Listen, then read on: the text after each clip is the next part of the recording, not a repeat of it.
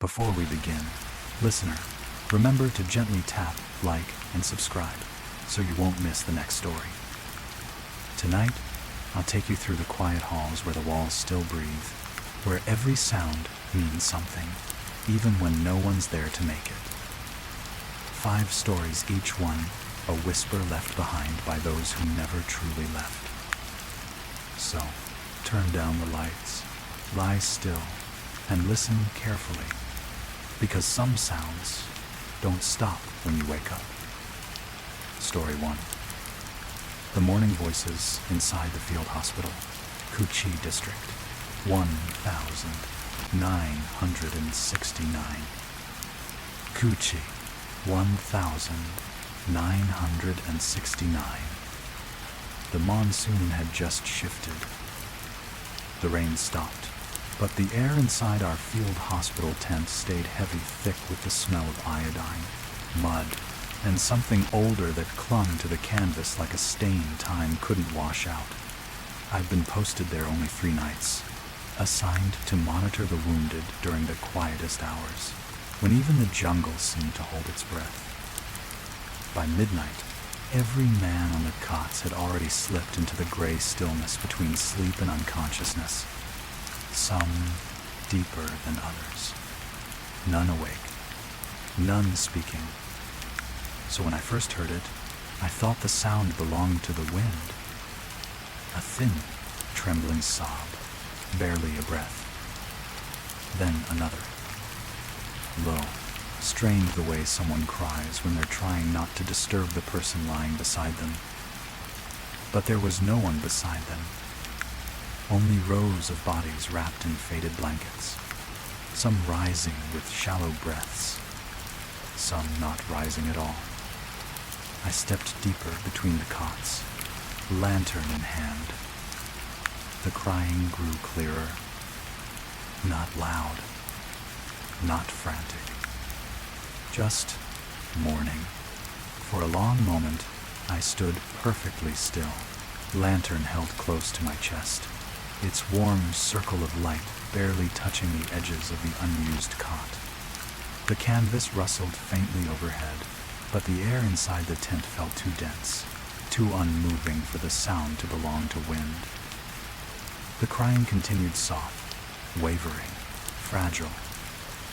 A sound so human, it tightened something deep in my chest. But nothing in that corner of the tent was alive enough to make it. I swallowed hard and took a single step forward. The lantern hissed as a drop of rainwater fell from the canvas onto the glass, warping the light for a second. When it cleared, the cot at the end of the row remained unchanged, blanket folded neatly, pillow still carrying the faint indentation of a head that would never return to it. I checked the other patients first, a habit learned quickly in field hospitals. Some breathed shallow, some didn't move at all, but none were restless. None stirred. Their faces were slack with fever or stillness. No trembling lips, no tear tracks, no muscles capable of producing a sob like the one weaving through the tent. Another cry drifted out, closer this time, more fragile, like something remembering how to grieve. I clenched my jaw and knelt beside the nearest living patient, Corporal Harris. His pulse beat weakly against my fingers. He didn't twitch, didn't frown, didn't show any sign of hearing the sound that had frozen me in place. "Harris," I whispered, "you awake?" To the rest, nothing. The crying rose, a shuddering inhale followed by a quiet, broken exhale. A sound so faint I felt my ears strain toward it. Not wind, not imagination. Something purposeful. I stood and turned toward the far cot again. That corner of the tent was darker than the rest, shadows pooled unnaturally, taking on a heavy, velvety thickness that lantern light struggled to reach. Our med tent always felt dim, but that night, It was as if the darkness itself had grown roots. I walked closer, slow, measured steps. The canvas floor softened under my boots, where rainwater had seeped in earlier, squelching faintly with every shift of weight. Then something changed. As I passed the third cot, the crying stopped abruptly, cut off mid-breath, like a hand clasping over a mouth. Silence filled the tent again, but not the normal kind. Not the kind that settles after a sob. This silence felt aware. I held my lantern up, arm stretching out toward the far wall. A faint indentation marked the pillow of the unused cot. I stared at it. Had it always been that deep? Had the blanket always been pulled so tightly around the edges? Had the mattress always sagged that much in the center? I took another step. The air cooled around my legs. Not a breeze. There was no breeze inside a sealed medical tent. This cold felt directionless, like it seeped upward from the ground itself. Then the canvas behind the cot shifted just a small, slow movement, a gentle bowing inward, as though something brushed against the tent from the outside. The jungle was silent. No footsteps. No rustling leaves. Nothing alive should have been moving at that hour. I leaned closer. The canvas bulged again, this time longer, downward, in the shape of a shoulder. Leaning in, I stumbled back, lantern shaking violently in my hand. The canvas flattened instantly, as if snatched away by the dark beyond it. My breath held tight in my throat. Then, from right beside my ear, a small, shaking voice exhaled. "Don't leave him alone." I spun. No one stood there. But the unused cot at the far end of the tent was no longer empty. And the voice came from the farthest bed, the one we hadn't used, since the last man in it died 2 nights earlier. The cot wasn't occupied in any way a living man could occupy it. There was no body, no weight, no shape beneath the blanket. But something had changed. The blanket had gathered a shallow crease near the center, as though fingers light, trembling, uncertain, had curled into the fabric. The pillow dip deepened by a fraction, almost imperceptibly, yet enough that my chest tightened around each breath. I lifted the lantern higher. The light didn't behave normally.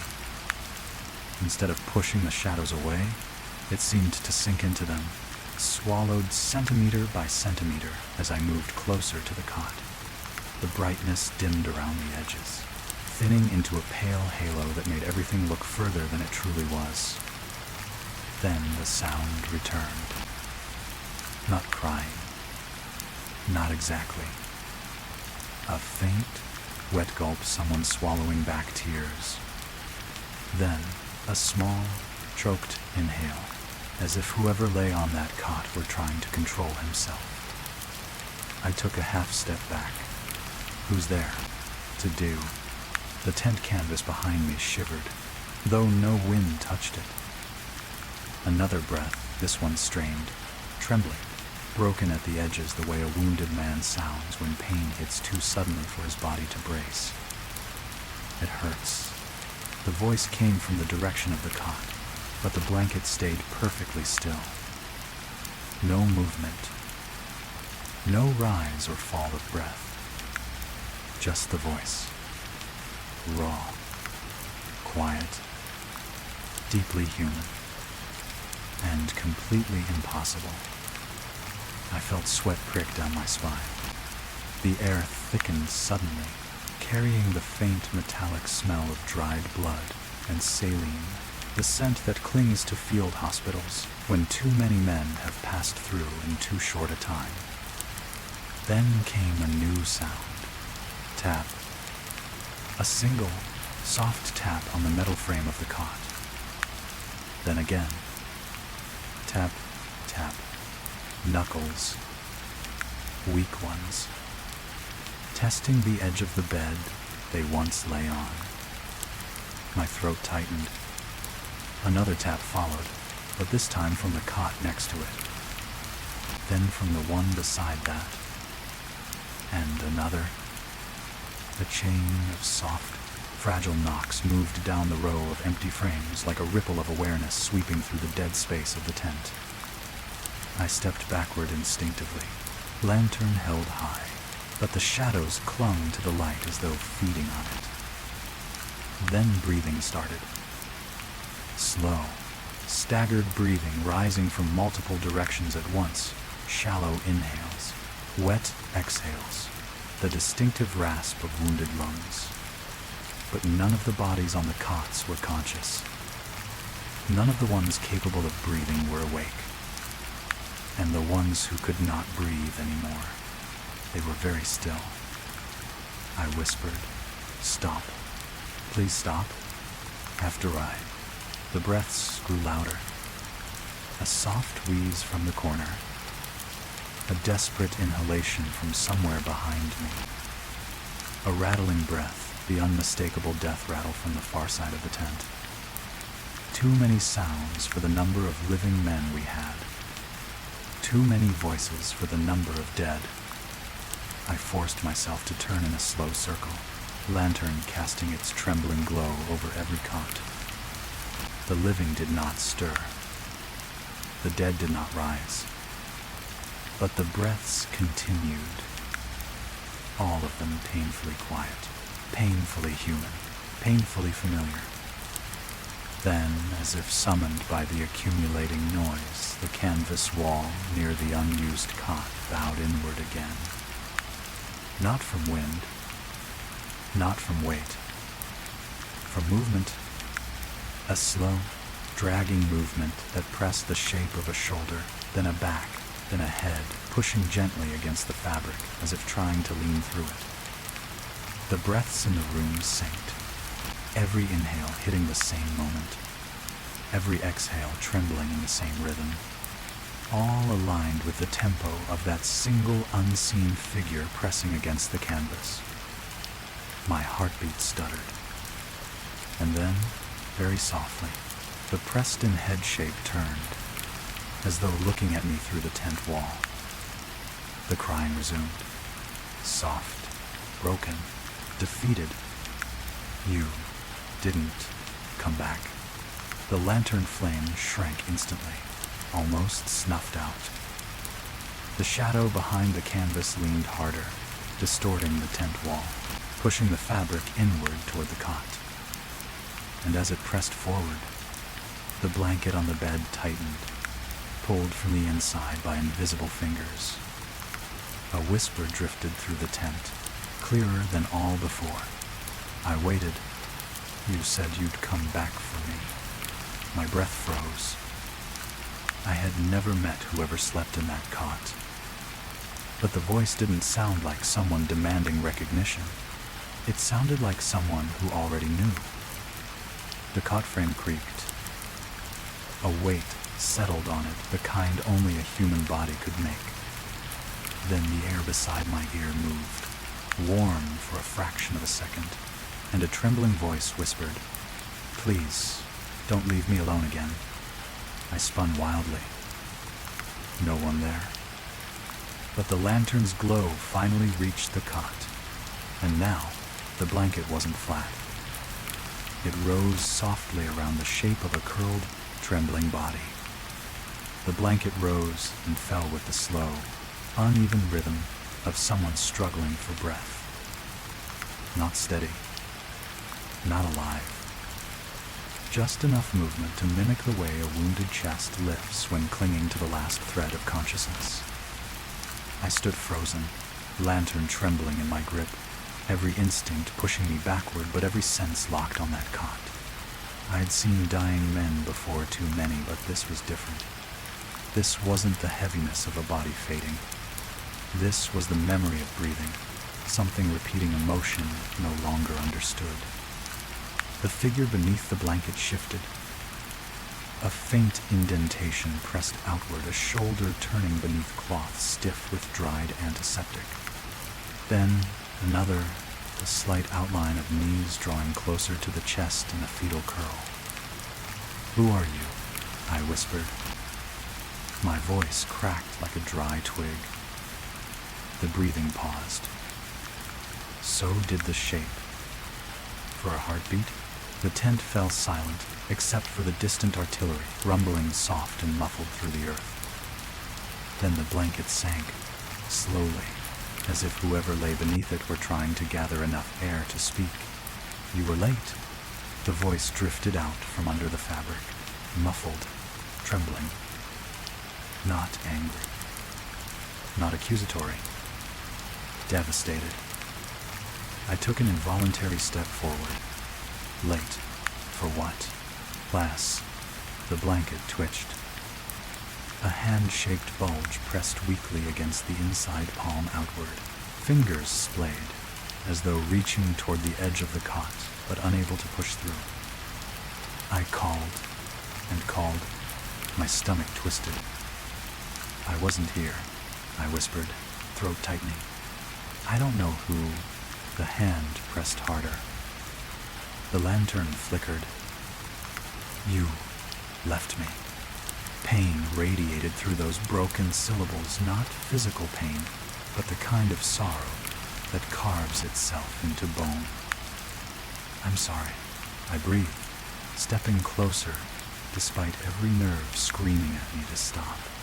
"I swear, whoever you are, I didn't." The hand sank back. The blanket shifted as though the unseen figure rolled onto its side. Then something happened that froze the air in my lungs. The lantern's light dimmed, not by flickering, not by fuel loss, but as if absorbed. Like the shape in the cot was pulling light toward itself. The shadows deepened. The air grew thick. The next breath that came from under the blanket was wrong. Wet, rattling, filled with the drowning tremor of a lung collapsing. I recognized the sound. Every medic did. It was the breath a man makes minutes before his chest fills with blood. Minutes before silence. I stepped closer. "Tell me your name. Just tell me your..." A second voice cut in. Not from the cot. From directly behind me. "He knows your name." I spun so fast the lantern nearly flew from my hand. A figure stood between two beds. Not fully formed. A silhouette more than a man. Edges wavering like heat haze. The uniform it wore hung loosely. Sleeves ripped. Chest stained dark. Its head tilted downward, chin almost touching chest, as if it were listening to something only it could hear. Then it lifted its head, slowly, as though the motion hurt, and the outline of its face caught the lantern light. There were no features, just the faint impression where features should be. But the voice was close to my ear when it spoke. "You said you'd come back for him." I backed away, nearly tripping over a metal tray. The tray clattered loudly, the first sharp sound inside the tent all night. Every breathing sound stopped. Every cot fell silent. The figure in the shadows shifted, knees bending, shoulders rising. Not standing. Unfolding. He waited. My pulse hammered. The figure took one slow, dragging step toward me. Its boot didn't make a sound when it touched the canvas floor. Instead, the sound came through the air soft, hollow, like the echo of a footfall recorded long ago and played back too quietly. Another step. The air tightened. I tried to speak, but nothing came out. Behind me, the blanket on the cot curled inward, as though the unseen body were reacting to the sound or reaching toward it. The figure raised one hand, a vague outline of fingers extending toward me. Don't leave him alone again. The lantern dimmed further. Far down the tent, one of the dead bodies exhaled a long, trembling breath. Then another. Then another. One by one, the cots stirred with faint movements, subtle, fragile, like echoes of injuries they once held. The figure stopped only a foot away. The air between us felt thick enough to touch. It hurts when you leave. My knees trembled. I didn't leave him, I whispered, barely shaping the words. I never knew him. Markle. The figure leaned closer. So close the lantern flame bent toward its shape, straining like a trapped firefly, seeking escape. You will. And the blanket on the cot behind me slowly began to lift. The blanket rose just enough for a sliver of darkness to form beneath it a narrow, impossible gap, as though something underneath were gathering strength to sit up. My pulse hammered in my throat.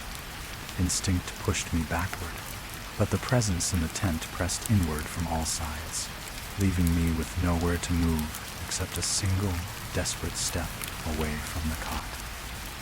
The figure standing between the beds tilted its head as if listening to my fear, not my words. Its outline flickered, edges dissolving into the shadows, then sharpening again, almost breathing with the lantern light. For a moment, every sound in the tent held perfectly still. Then, the blanket dropped. Not violently, not with weight, just a soft settling, like a sigh released into fabric. The shape beneath it vanished, leaving the cot flat once more. The figure beside me faded, shoulders dissolving, chest unraveling into smoke, legs thinning until only a wavering silhouette clung to the floor. Then it, too, disappeared. The tent fell silent, utterly, peacefully silent. The lantern flame steadied for the first time since the night began, glowing amber and warm, as though relieved by the quiet. Even the smell in the air changed, less metallic, less heavy. The cots lay still again, their blankets unmoving, their burdens unchanged. For the first time in hours, I felt my lungs fully expand. It's over, I whispered, forcing the words out slowly, trying to convince myself. Just nerves. Just exhaustion. Was. The silence held. Still. Gentle. Reasonable. I sank onto a stool near the entrance, rubbing my temples. My palms felt clammy. Sweat slicked the back of my neck. The feverish dread that had gripped the tent withdrew like a tide, pulling away from the shore. I checked the nearest patient again, a young soldier with a bandaged chest rising and falling in shallow, steady breaths. His pulse thudded weakly but consistently beneath my fingers. Alive. Normal. Everything around me looked painfully ordinary. So painfully familiar that I felt foolish. I exhaled slowly, letting my shoulders slump. Yes, I just overreacted. The night plays tricks. The mind hears what it... A faint rustle cut through my thoughts. I lifted the lantern. Nothing moved. Just canvas walls. Just rows of sleeping men. Then came another sound. A quiet thump, like someone had bumped into a wooden crate at the back of the tent. I held my breath. This time, though, I didn't call out. The thump didn't repeat. Instead, the soft pattering of rain began tapping lightly on the canvas roof, gentle, and distant, the kind of sound that usually lulled wounded men into uneasy dreams. It soothed me in spite of myself. The tension in my chest eased further. I stood slowly, intending to step outside for fresh air. Maybe radio command, maybe just convince myself the night was still real. But before I pushed aside the canvas flap at the tent's entrance, I turned back for one last look. All the cots were still. The unused one at the far end lay perfectly flat. The shadows no longer reached unnaturally long. Everything looked the way a field hospital should look at midnight. A normal night. A normal breath. A normal silence. I exhaled. Then the rain stopped. Too suddenly. As if a switch had been flipped beyond the canvas wall. Every drop cut off at the exact same moment, leaving the world outside strangely hollow. My skin prickled with cold. Don't go. The voice floated through the tent with such softness that, for a moment, it sounded almost imaginary, like a memory. I turned back toward the cots. No one had moved. Don't leave me again. My throat tightened. The voice was faint, distant, not coming from inside the tent this time. It came from outside, from behind the canvas wall where the figure had pressed earlier. I approached slowly, lantern held aloft, breath shallow. The canvas remained still, untouched by wind. No bulge, no shadow. But the voice came again, a little clearer now, threaded with the thin tremble of a man fighting tears. Please, don't leave me alone in here. I froze. The voice wasn't asking me to stay beside the cot. It wasn't asking me to stay inside the tent. It was asking me not to leave the dead man alone with it. The lantern dimmed. The canvas wall behind the unused cot rippled. A slow inward pull, gentle, deliberate, as though a hand were running along its outside surface. If you go, the voice whispered, just inches behind the fabric, you'll have no one left. My breath rasped in my throat. I stepped backward toward the entrance. The voice sharpened suddenly, not pleading, not crying, but almost angry. Don't leave him. A thin, skeletal imprint pressed against the canvas. A palm. Fingers curled, and the unused cot behind it began to rise again. The cot rose higher, slow at first, then with a shuddering jerk that made the blanket tighten around a shape that shouldn't exist. The canvas wall behind it indented deeper, the skeletal handprint dragging downward in a slow, desperate scrape. Don't leave him. The voice trembled, no longer a whisper. Something raw hid beneath it, half grief, half command. I backed toward the entrance. The lantern held out like a shield. Stay away, I rasped. Whoever, whatever you are, stay away. Hezust, the cot answered with a violent lurch. The entire frame lifted an inch off the ground before falling back with a metallic groan. The patients in the nearby beds didn't stir, didn't twitch, didn't even breathe differently.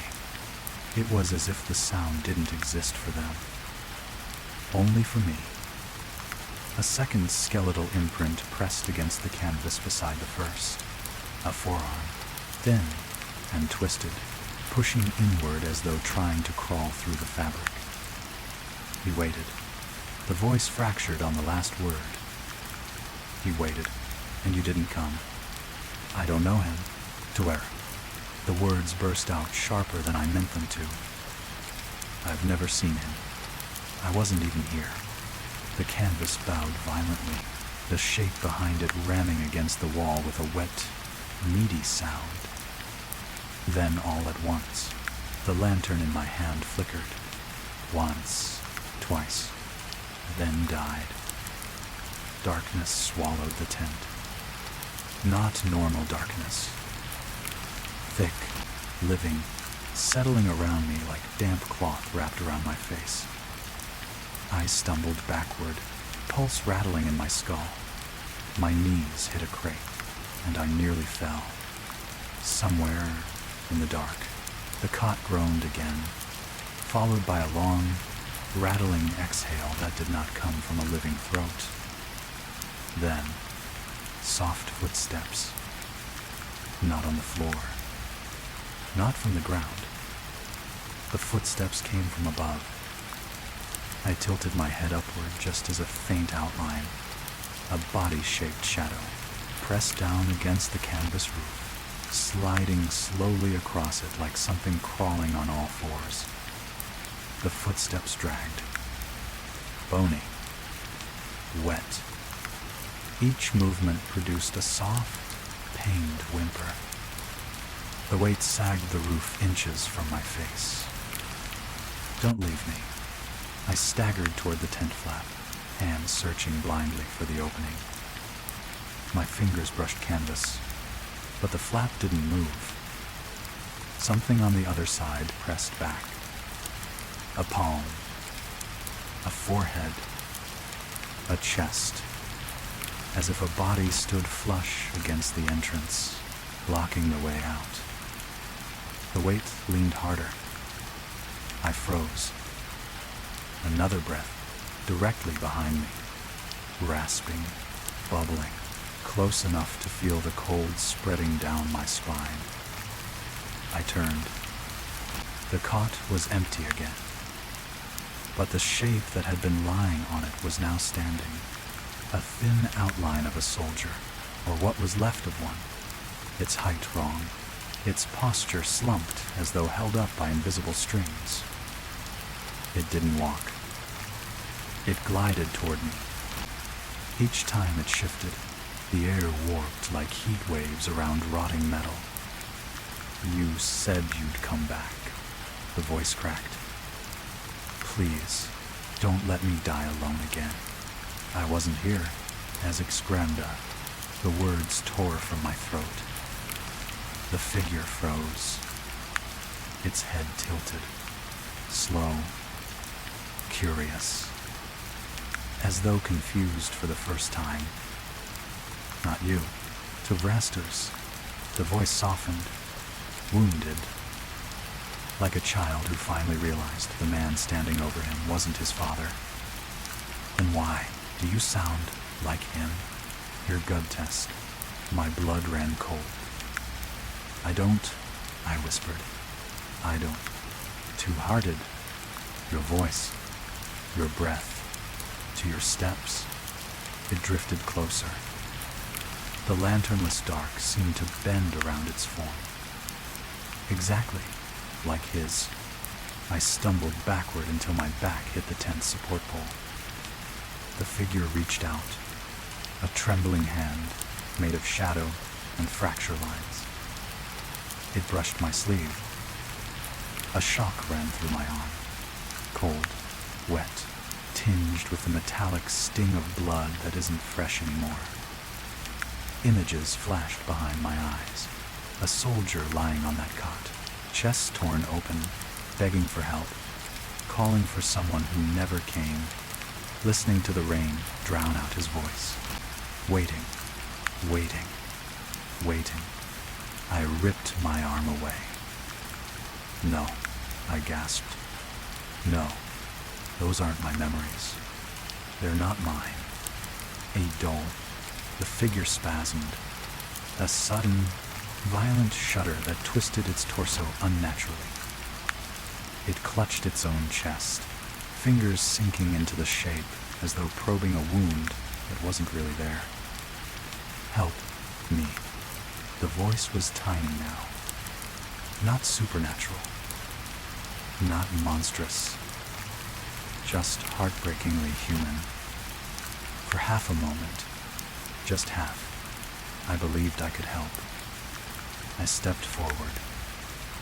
The figure straightened instantly, neck snapping upward with a jerking motion, face inches from mine, mouth stretching into an impossible shape of relief and hunger. Then stay. A second body slammed against the canvas wall outside. Then another. Then dozens. Their palms pressed the fabric inward. Indentations of hands, forearms, faces, bodies leaning against the tent from all directions. Their combined weight making the entire structure creak. They weren't trying to stop me from leaving. They were closing in, trying to keep me inside. With him, the support poles bent. The roof sagged. The figure grabbed my wrist. "Don't leave me." I tore free and sprinted toward the entrance. Canvas ripped under my hands. The flap tore open. Cold night air hit my lungs like a slap. I dove out into the darkness of Cucci's tree line, mud splashing under my boots. Behind me, inside the tent, dozens of voices wailed at once. "Come back." The sound wasn't grief anymore. It was fury, terror, need. I ran until my legs numbed, until the trees blurred, until the hospital tent was no longer visible through the mist. When I finally collapsed, gasping, the jungle was silent again. Completely silent.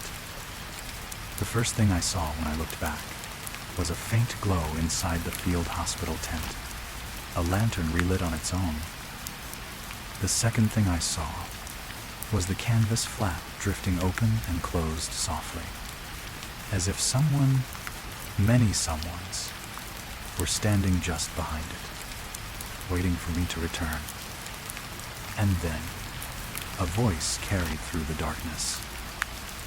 Not angry, not vengeful, soft, patient, waiting. "You'll come back. You always do." I stayed there on the jungle floor, breath steaming in the cool night air, mud drying on my sleeves. The trees around me stood perfectly still, as if the entire forest were bracing itself. Even the insects, constant companions in Cucci, had gone silent. But the tent wasn't silent. Its canvas walls pulsed softly, like lungs inhaling slow and shallow. The lantern inside glowed with a dull, amber throb, sometimes brighter, sometimes dimmer, as if syncing with a heartbeat that no longer belonged to a living man. I forced myself to stand. My boots sank into the wet earth as I turned away from the field hospital, telling myself again and again, just keep moving. Don't look back. But the whisper came anyway. Not from the tent. Not from behind me. From directly beside my left ear, close enough that I felt the cold edge of each syllable brush the skin. "You ran far, but not far enough." I spun, lanternless, heart hammering against my ribs. No one. Only trees. Only fog. Only the faint outline of a path I did not remember taking. Then something else hit me. A detail so small I didn't notice it until too late. The forest around me wasn't the forest outside the hospital. The air smelled wrong. The ground dipped in patterns too familiar. The mist moved like breath from a mouth I could not see. I took one slow step backward, and my heel struck canvas. My chest locked. I turned. The field hospital tent stood right behind me, not 10 feet away, leaning in the darkness exactly as I had left it, as if the jungle itself had shifted around me to guide me back. The lantern inside brightened, casting the silhouette of a man standing by the unused cot. His shoulders were slumped, his head bowed, his hand lifted toward the flap, as though reaching for me. "You always come back," the voice murmured again, closer now, warmer, almost grateful. I stepped away, breath shaking, mud clinging to my boots, and my foot sank into the soft canvas floor. Not jungle earth, not leaves, canvas. I froze. With a slow, terrible realization, I lifted my gaze. The trees around me were not trees. They were support poles beneath stretched fabric. The fog was not fog. It was lantern smoke pressed thin against canvas walls. I hadn't run into the jungle. I'd never left the tent. The silhouette inside lifted its head. No face. No features. Just a hollow where a man should have been. It raised one arm, palm open, waiting. "You promised, remember," to his eye. The lantern dimmed. The canvas walls leaned inward. And from somewhere deep in the tent, from every cot at once, dozens of waking breaths answered. "He's back. He finally came back. Don't let him leave again."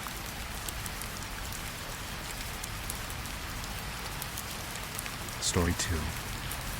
The marching steps that never arrived. Quang Tri Trenches, 1968.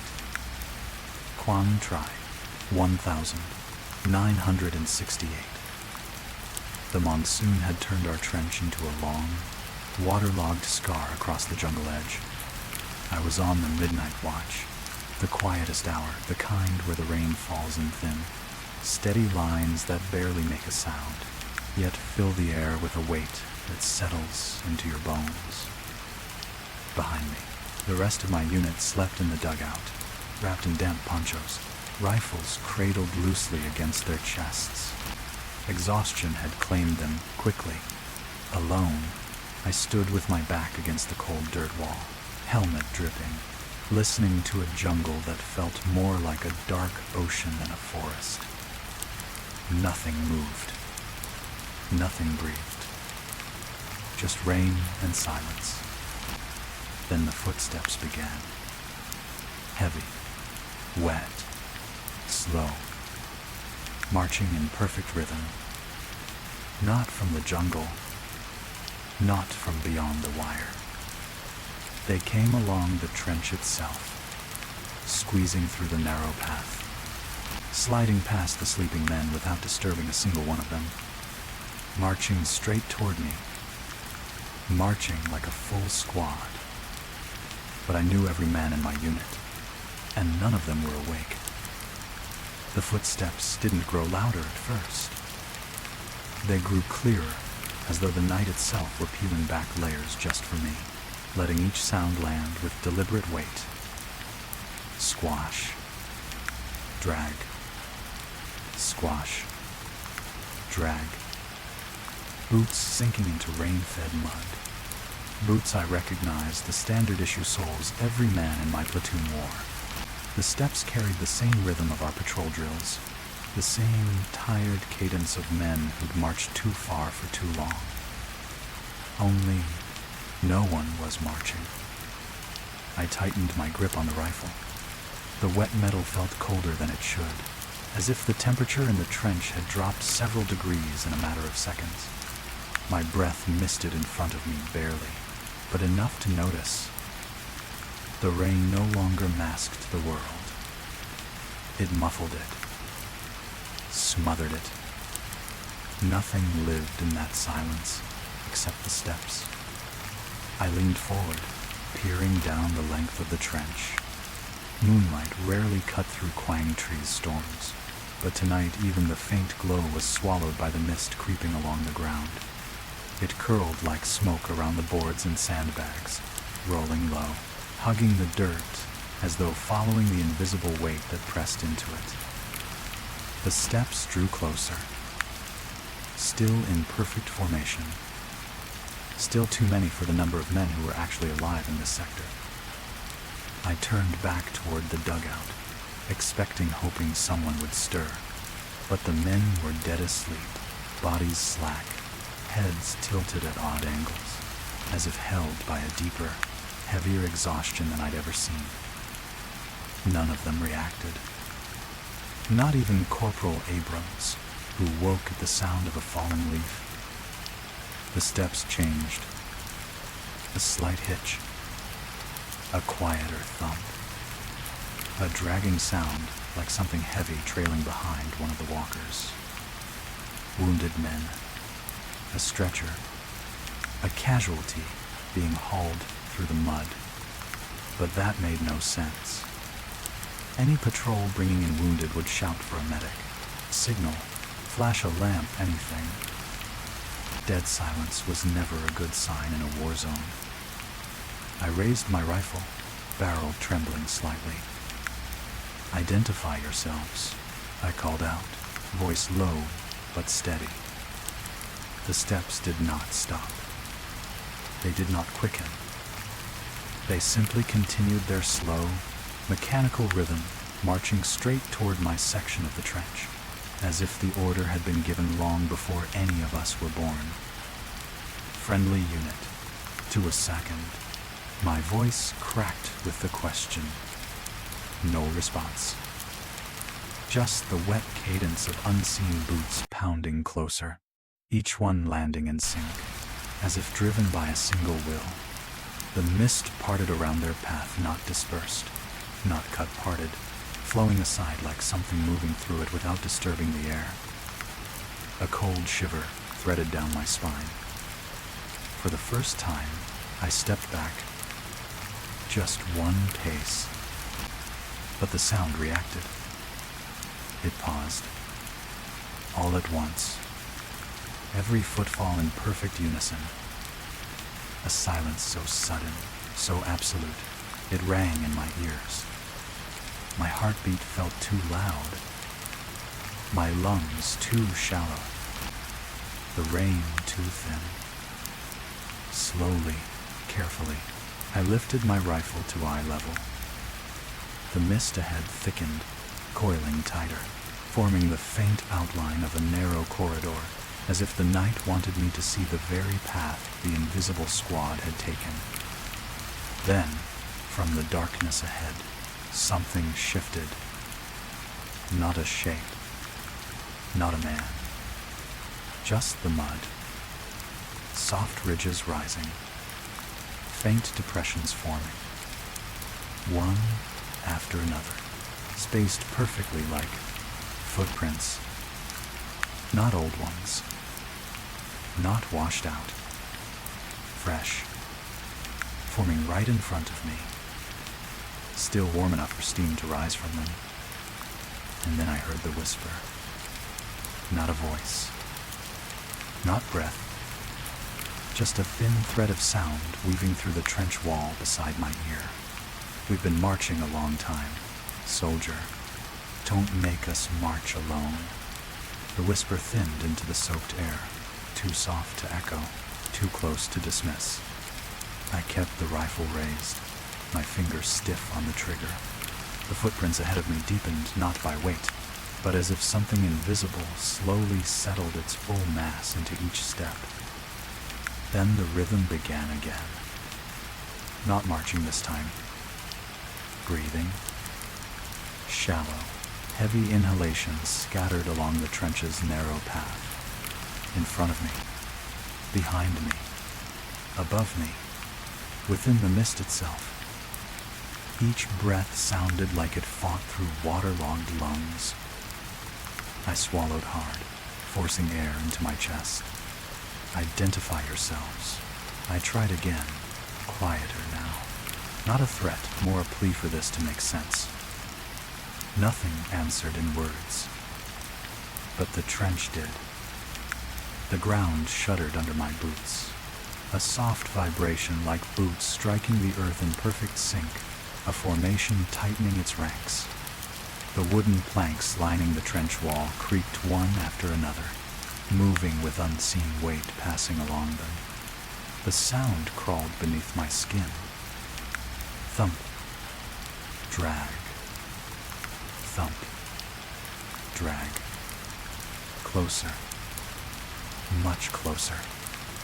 The mist thickened at knee level, swirling around my legs, tugging gently at my fatigues as though something brushed past me unseen. My breath hitched as cold seeped into the fabric, rising up my spine. Then came the voices. Not clear enough to understand. Just the murmuring of men speaking through clenched jaws, low and tired the way soldiers complain quietly on long marches. A dozen of them, maybe more. Their words blurred into the rain until they dissolved into a kind of rhythmic chant. Not English, not Vietnamese. Just broken fragments of breath and memory stitched together into noise. I pressed my back to the trench wall, trying to keep every angle of approach in view. But the trench didn't stay still. The darkness moved. A faint outline, not a body. Just the hint of a shoulder drifted through the mist and dissolved before I could raise the rifle fully. Then another outline formed on my left. A helmet shape. The curve of a pack strap. A silhouette hunched in exhaustion. Then gone. It was as if the night kept trying to remind me of something familiar, but couldn't hold the image long enough. The steps returned. Not ahead of me. Not behind. Right beside me. The mud dipped inches from my boot. A footprint pressed into the earth, not slowly this time, but with the weight of someone stepping down hard, catching their breath. I jumped back, nearly losing my footing, splashing mud onto the trench wall. More footprints formed behind it. 2, 4, 8, lining up, forming ranks. Invisible soldiers gathering in the trench as though preparing for inspection. My lungs tightened. Stay back, I rasped. I'm warning you. Something exhaled at my shoulder. A deep, exhausted sigh the kind a man gives after marching 50 miles through jungle muck. I could feel the breath move the damp air, brushing the edge of my ear. Keep moving, the whisper murmured, so faint it could have been remembered rather than spoken. No stopping now. I stumbled forward, slipping in the mud, desperate to put distance between myself and whatever lined the trench behind me. My boots splashed loudly, too loudly. The sound echoed unnaturally far, bouncing off the trench walls in a way that made me feel exposed, audible, counted. Then the marching began again. Hundreds of invisible steps, all at once. The trench vibrated from the force, every plank, every mound of dirt, every patch of soaked earth trembling under the weight of a battalion passing through. But none of the sleeping soldiers in the dugout climbed out to investigate. They didn't hear a thing. The entire world outside the trench seemed to fall away, sound narrowing into a single direction, the path in front of me. The mist pulled back like a curtain, revealing deeper stretches of the trench that should have been pitch black. Footprints marked the ground all the way down. Some fresh, some half-flooded, some so old they shouldn't have lasted through the monsoon. The whisper returned, not from one place, but from everywhere the footprints led. We marched the same line, every night. We never reached the end. The trench walls leaned inward. The ground under me thickened into a sucking pull, as if the earth itself wanted my boots rooted beside theirs. And then, something grabbed my sleeve. Not a hand, not fingers. Just pressure, the unmistakable tug of another soldier trying to pull me back into formation. I ripped my arm free. The pressure followed. Fall in, the voice urged, breathless. Don't make us march alone. The mist rushed toward me like a wave. I stumbled, choking on cold air, as dozens of unseen shoulders seemed to brush past me, merging, tightening formation around where I stood. The entire trench began to feel crowded. And the marching, God, the marching shifted direction. It wasn't approaching me anymore. It was waiting. For me. For my next step. Your turn, soldier, the whisper breathed, low and patient. Fall in. The trench pressed in around me, narrowing with every step I tried to take. The walls weren't moving. I knew they weren't, but the darkness between them felt thicker, as though boots, bodies, and gear filled the space where empty air should have been. The invisible formation waited. No rain, no wind, just the soft, wet shifting of mud beneath unseen feet. Your turn, the voice murmured again, a breath so close it brushed the collar of my uniform. Fall in. I steadied my rifle. The barrel trembled despite my best effort. Identify yourselves, I said, not louder, but firmer. State your unit. To a style, the trench answered with silence. Then, thump.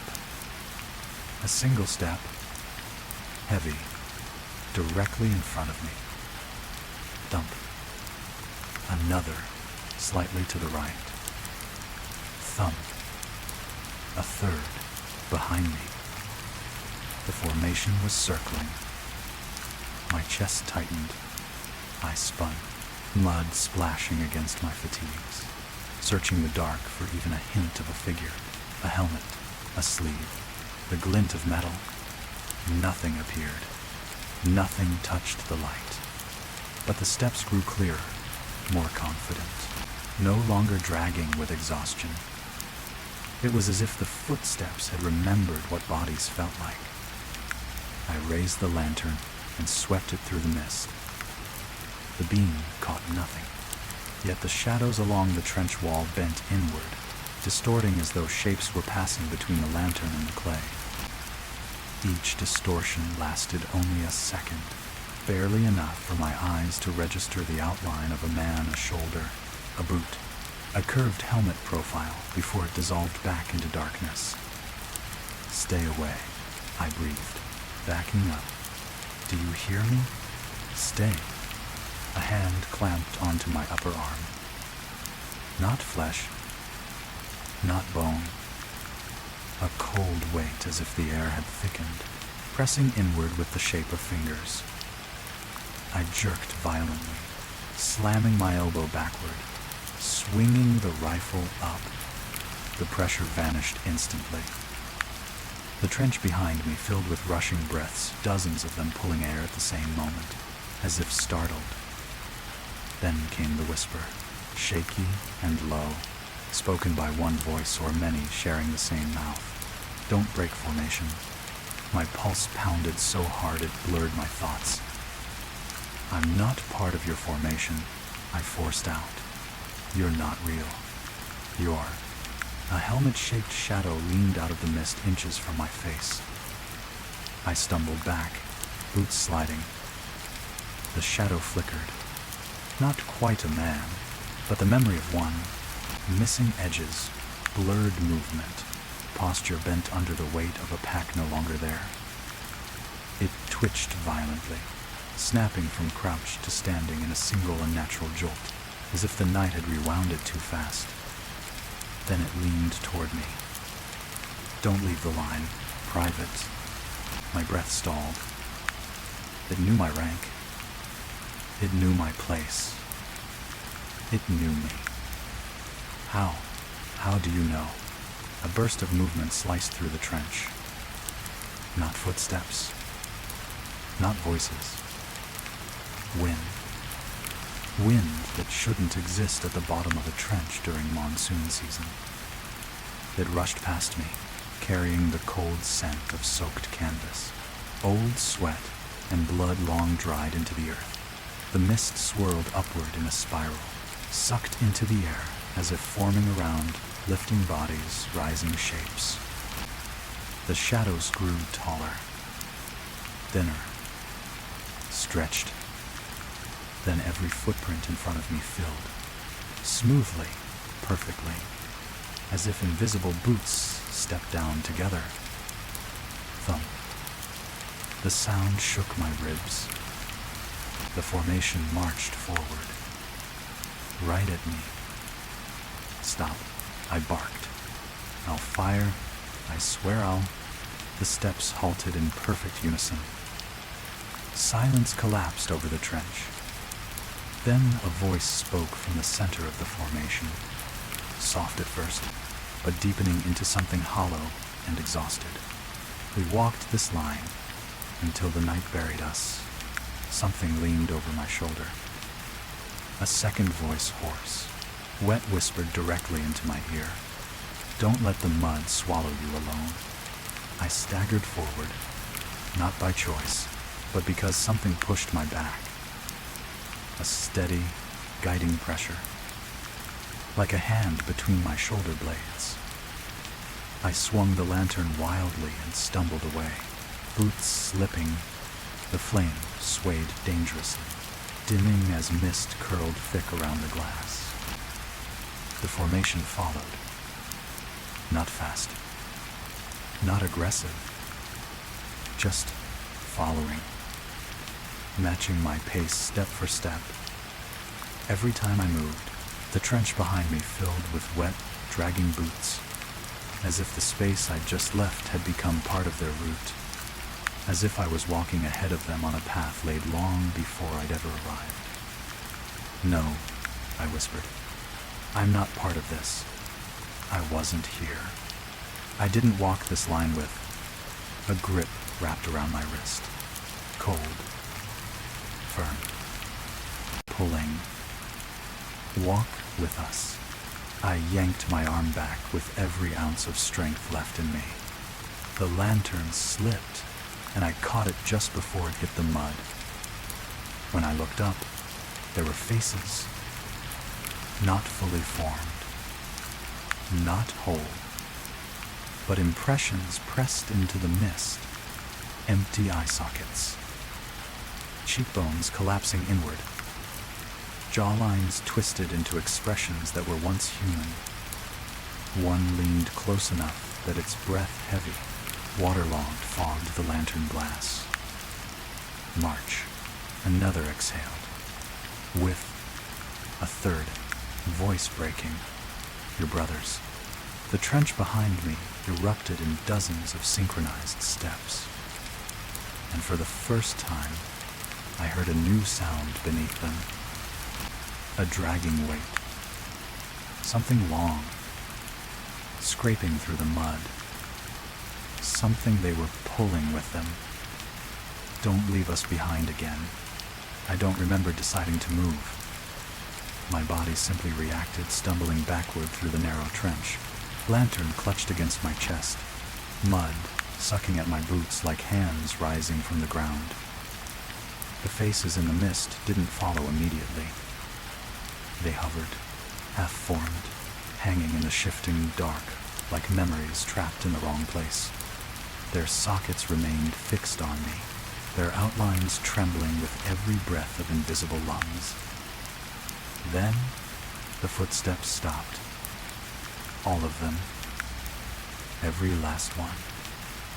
Cut clean, as if the entire formation had been swallowed whole in an instant. The trench fell silent. No marching. No breathing. No voices. Just the soft drip of water sliding down the trench walls, hitting mud with tiny, meaningless taps. For the first time since the steps began, I felt the night around me again. The cold. The rain. The weight of Quam Tree's heavy fog. Real things. Normal things. I leaned against the dirt wall and exhaled shakily. It's over. It has to be. I forced my breathing to steady. My heartbeat slowed from a pounding roar to a steady, human rhythm. The lantern flame brightened again, casting warm gold across the mud-slicked planks. It no longer bent sideways. It no longer flickered in the presence of something unseen. The mist thinned. The trench widened. The claustrophobic pressure eased like a hand lifting from my throat. My mind grabbed onto that relief desperately, like a drowning man clinging to a rope. Just the rain, I whispered to myself. Just exhaustion. Too long awake. A zest. Behind me, the dugout stayed quiet. The men slept motionless, undisturbed, as though nothing unnatural had stalked the trench at all. I called softly, "Abrams, you awake?" Vistadel, only the soft breathing of exhausted soldiers answered me. Good. That was good. I dared take a step toward the dugout. Then another. Each one felt lighter, more grounded. My boots sloshed normally through mud. The trench walls no longer leaned inward as though full of invisible bodies. Everything looked like it always had. Still holding the lantern, I reached the dugout entrance and exhaled in a slow, trembling wave. For a few seconds, I let myself believe I had snapped out of whatever nightmare I'd fallen into. And then, something small broke the quiet. A pat. Soft. Faint. Like a drop of water landing on fabric. I turned back. Nothing moved. The mist lay flat and harmless. Footprints, real ones from earlier patrols, marked the path, half melted by the rain. No fresh impressions formed. No shadows leaned out of the dark. I scanned the ground. Another pat. This time behind me. I spun, lantern lifted. But again, nothing. The sound was so small, so isolated, that it could have been a raindrop falling onto canvas far away. A nervous laugh escaped me. "Get a grip," I muttered. "You're hearing your own heartbeat." 9 to die. I took one last glance down the trench. Empty. Clear. Still. I turned into the dugout to wake the next man for watch rotation. The dim light from the lantern illuminated the earthen walls, the improvised bunks, the scattered gear. Everything exactly where we left it. "Come on, Henderson," I whispered, kneeling to shake his shoulder. "You're up." "Oh." His chest rose and fell, slow and steady. Alive.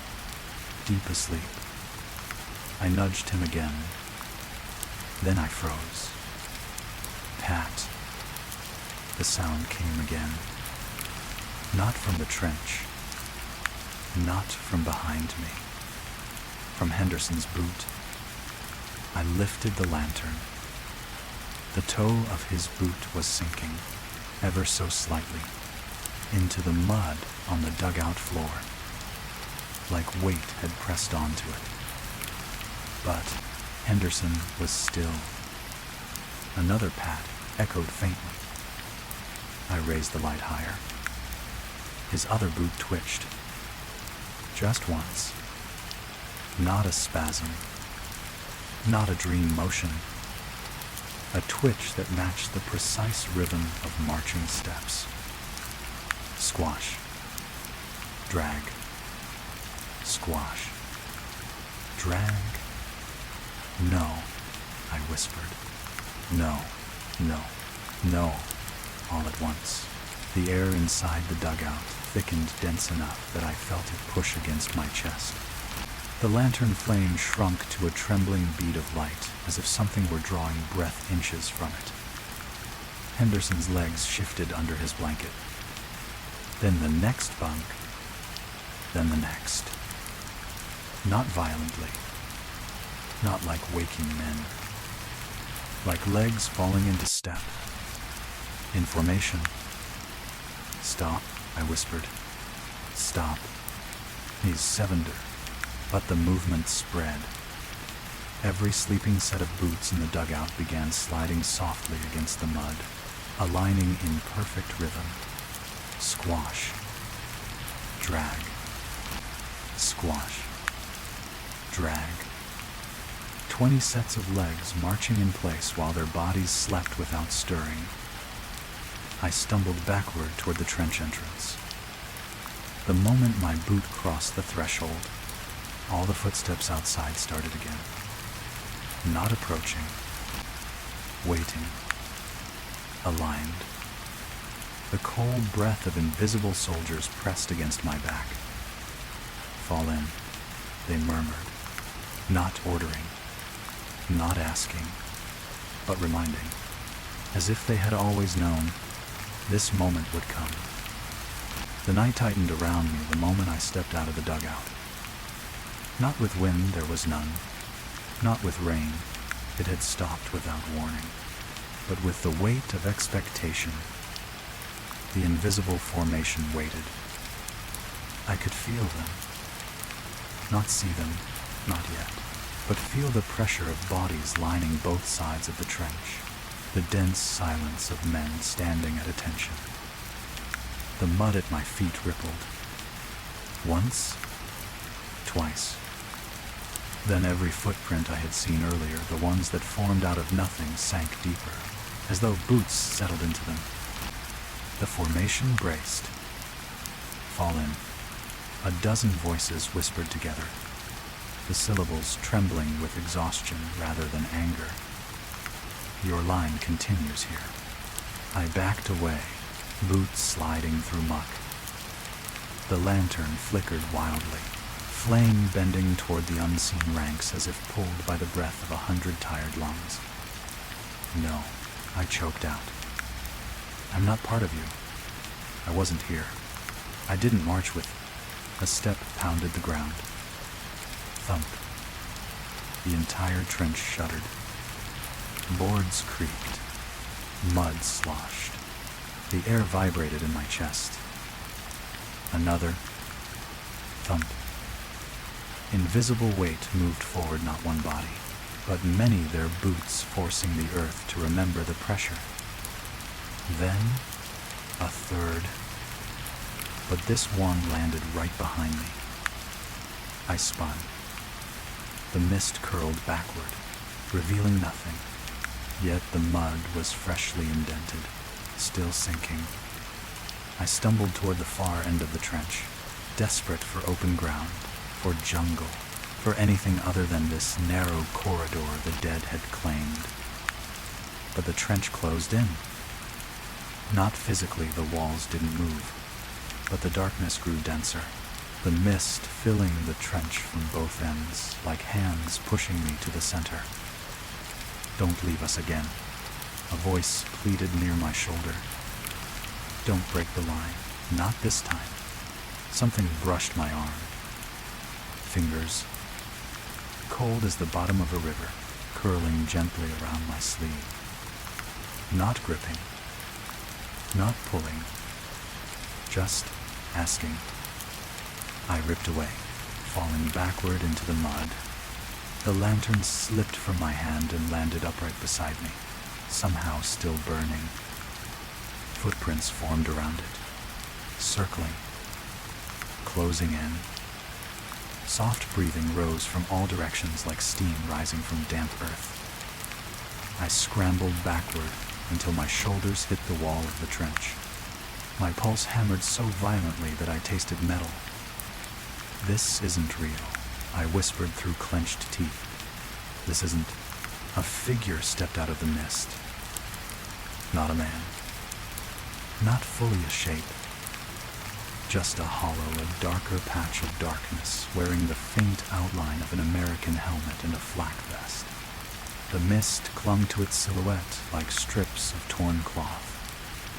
It moved with the weary slowness of a man who had marched far past his limit. Each step sank deep and heavy. It stopped 3 feet away. I felt my breath freeze. We marched without rest. Its voice was a broken rasp, as though passing through waterlogged lungs. Through the mud, through the shelling, through the night, more outlines appeared behind it. Shadows shaped like soldiers, swaying gently, heads bowed under invisible packs. But you, the first voice rose, shaking with emotion. You left the line. I never marched with you, I whispered. The figure leaned closer. Mist peeled away from its face. Where its eyes should have been, there were only deep, human depressions, not empty holes, but impressions left after something soft had been pressed into mud and lifted out again. We all look the same, in the dark. It whispered. Then the formation moved. Not toward me. Around me. The trench filled with shifting silhouettes, dozens of them, creating a corridor between the earth walls, their footsteps pounding in sync. Thump, thump, thump, thump. My heartbeat synced to the rhythm.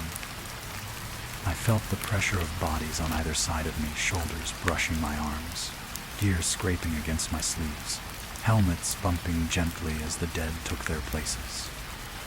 Something pressed a cold rifle butt against my spine. Not violently, just firmly enough to force me one step forward. No, I whispered. Don't make me. Fall in. The formation breathed. My boots moved. Not from choice. Not fully. But because invisible feet stepped behind mine, nudging my heel forward, guiding the rhythm. One step, then another. Squash, drag. Squash, drag. My body trembled. Not from cold, from the realization that the trench walls were now too narrow to escape. The formation had filled every exit, every turn, every blind corner. There was only forward, marching. With them, keep the pace. The voice beside me murmured. Don't break it again. I'm not going with you, I hissed through shaking breaths. I won't. Izard too. A hand colder than any living thing closed around my wrist. This time, it pulled. Hard. I fell to my knees, the mud swallowing my weight. The lantern toppled beside me, flame sputtering, illuminating dozens of boot prints forming and reforming in the mud around me. The cold grip tugged again. Harder. Like a drowning man seizing the nearest arm. Stay in line. So many voices whispered at once that the trench walls vibrated. Stay with us. Stay with your brothers. I'm not your brother, I screamed. The trench went silent. Breathless. Motionless. Then the figure in the helmet knelt in front of me, head tilting with a slow, mournful bend, like a man recognizing someone he lost long ago. You sound just like him. Its empty impressions softened. You walk like him, breathe like him. You're the one who lived when he didn't. My pulse collapsed into a void. What? Orzer sighed. The figure reached out, touching my cheek with a cold, trembling palm made of fog and memory. Don't leave us twice. The formation pressed forward from behind, hundreds of steps merging into one thunderous, unstoppable advance. The trench shook. The lantern guttered. The cold hands tightened. I lunged sideways, broke free, and scrambled up the trench wall, boots slipping, fingers clawing at roots and sandbags. Something grabbed my ankle, a grip so cold it burned, but I kicked wildly, screaming, until it released. I threw myself over the top of the trench, rolling into the wet grass, chest heaving. Below me, the footsteps stopped. All at once. I looked down. The formation stared up at me. Rows of faint silhouettes frozen in the mist. Helmets tilted, heads bowed, as if saluting. Then, slowly, their voices rose together like a mournful chant. "We'll find you. Private. The line never ends." The lantern flame below went out, and the entire trench fell completely silent. I lay there on the wet grass above the trench, chest rising and falling in broken gasps. The jungle felt painfully real again, the cold mud soaking through my uniform, the faint smell of gun oil on my hands, the distant roll of artillery rumbling like a storm trapped beyond the horizon. But below me, the trench was empty. Not a whisper. Not a footstep. Not a shape. Just a long ribbon of darkness carved into the earth. For a moment, a fragile, trembling moment, I believed I had escaped. I pushed myself to my knees. My ankle throbbed where that cold hand had grabbed me. When I lifted my pant leg, I saw the imprint 5 pale marks, shaped like fingers, pressed into the skin as if frost had burned me in the middle of monsoon heat. My stomach tightened. That was real. That touch happened. I didn't imagine it. Wind moved through the elephant grass, brushing my neck like a thin breath. I froze. Slowly, carefully, I turned back toward the trench. Nothing. Only darkness. Only silence. I exhaled shakily, forcing myself to stand. Then, from below, a single footstep echoed up the trench walls. Not marching. Not dragging. Just one step. Deliberate. Heavy. Waiting. My pulse stopped. Another step sounded. Closer. Then another. A slow climb, as though something unseen were walking up the trench wall toward me. I staggered back, boots slipping on wet grass. The third step came directly beneath the ledge where I had climbed out. Then the fourth. Then a helmet rose out of the darkness. Not a head. Not a man. Just the helmet, slowly emerging through the mist, as though the shadow wearing it didn't need a body to climb. It tilted upward, toward me. "You left the line again," the voice whispered, too soft to be carried by wind. "We don't stop marching until everyone is home." My breath hitched. The helmet sank back into the trench. Gone. Silence fell. I turned, ready to run, ready to flee into the jungle until my legs collapsed. But the grass behind me shifted. A soft, wet step disturbed the ground just a few feet away. I spun. Nothing stood there. No figure. No shadow. Only crushed blades of grass, forming fresh footprints that hadn't been there seconds earlier. A line of them, leading toward the tree line, marching away from the trench, marching into the jungle, marching with one extra set added. My set. A whisper drifted through the dark canopy, patient, quiet, certain. "You're already in the line. Private. You just haven't caught up yet." And the footprints continued. Into the trees. Into the dark. Into the place where the night never quite ends. Story 3. The Fever and the Whisper Beneath My Cot. Pleiku Highlands. 1966. Pleiku Highlands. 1966. The heat in the jungle rose like steam from a boiling pot, thick enough to blur the edges of trees and melt the line between breath and fever. I'd been running a temperature for 2 days, the kind that crawls into your bones and sets up camp behind your eyes.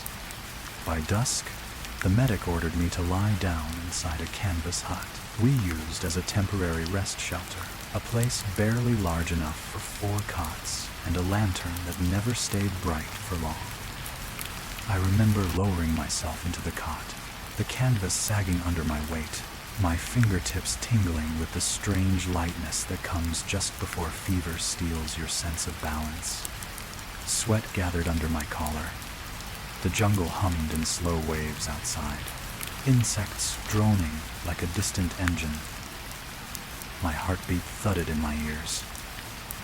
And then, just as my eyes began to slip shut, I felt it. A soft, deliberate pressure beneath the cot. Not the ground shifting. Not an animal. Fingers. Cold fingers brushing the underside of the canvas. I froze. The lantern flickered once, twice, and from directly below my spine came a whisper so thin, so broken. I first mistook it for my own breath echoing back at me. Help me. Please, help me. I lay perfectly still. Because in 1966, under that sweltering Pleiku roof, no one else was supposed to be under my cot. The fever didn't help. It pressed against my skull in slow waves, bending the lantern light into strange shapes, turning shadows into ridges that pulsed along the hut walls.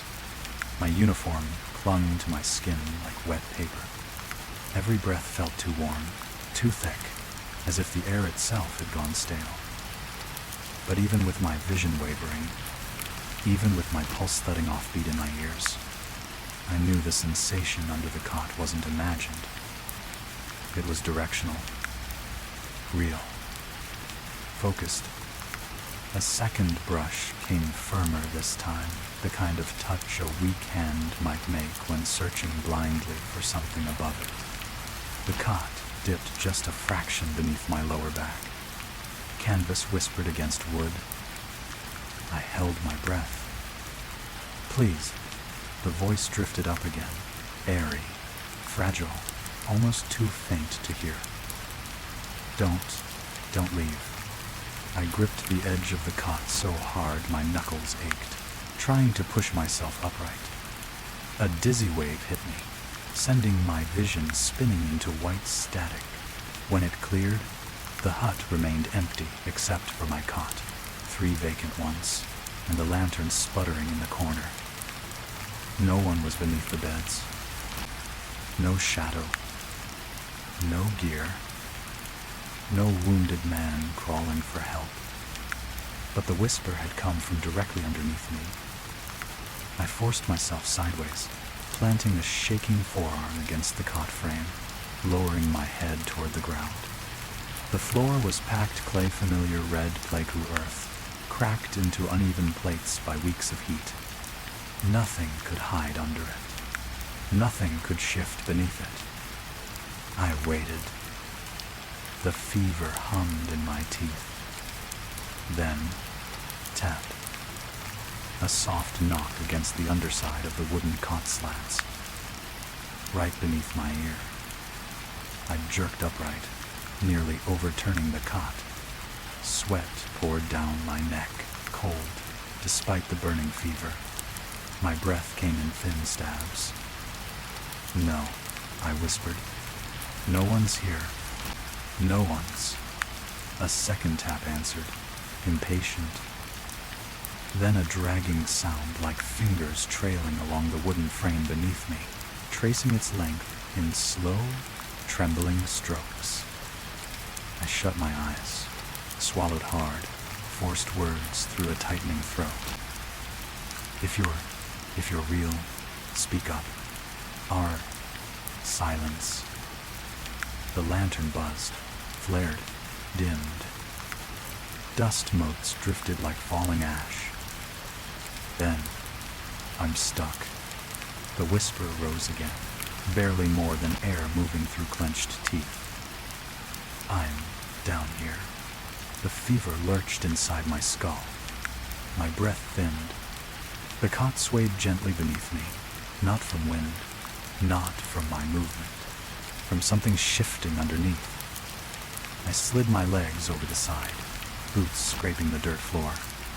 Every instinct screamed at me to run out into the humid darkness, find another hut, find anything with solid ground beneath it. But my limbs trembled too violently to stand. And the whisper spoke again, louder this time, trembling with effort. Don't leave me, like they did. A cold ripple crawled up my spine. Because fever or not, that was a sentence no dying man in my unit had ever said. That wasn't a plea I recognized, but it was a plea spoken directly to me, from inches below the cot where nothing and no one should have been. I tightened my grip on the lantern, forced my body to move, and as I leaned down, lowering the light to the floor to prove myself wrong, the earth beneath the cot shifted, just slightly, just enough for dust to slide away from a small, dark crack forming in the clay. A breath not mine rose through it. Please, I'm still here. The crack in the clay wasn't large, just a dark slit in the earth, thin as a bootlace, but something about it felt alive, as if the ground had parted not because of heat or shifting soil, but because something beneath it had moved first. I lowered the lantern. Its glow pressed feebly against the floor, the light unable to pierce the crack's shadow. The edges of the split pulsed softly, contracting, relaxing, like the slow, tired breathing of something buried just out of sight. My fever throbbed, blurring the edges of the room. Sweat made my collar cling to my throat. For a moment, I wondered if this was just delirium, fever dreams clinging to my ears, claws gripping at the underside of my cot. Then the sound came. A faint, wet scrape, like fingernails dragging through damp soil. Scrape, scrape, scrape. Steady, rhythmic, determined. I froze. Who's down there? Arce. My voice cracked with dryness. The scraping stopped instantly, as if whoever or whatever made the sound had pressed an ear tightly against the clay to hear me better. Silence stretched, thin and trembling. Then a breath, a weak, watery inhale, rose through the crack. And a voice followed. You hear me? This time, the lantern flame bent sideways, as though something cold exhaled across it. My fingers tightened around the handle until joints ached. The fever roared in my skull, making the hut walls ripple like heat waves. They didn't hear me, the whisper continued, voice shaking. But you do. A low vibration rolled through the cot frame. The canvas tightened under my palms. Something was pushing upward again. Not hard, but insistently. Enough to lift the cot a fraction of an inch before letting it settle. I stumbled to my feet, nearly toppling the lantern. The room spun. A wave of dizziness nearly buckled my knees. Every part of me wanted to run, to burst through the canvas door and into the thick Pleiku night.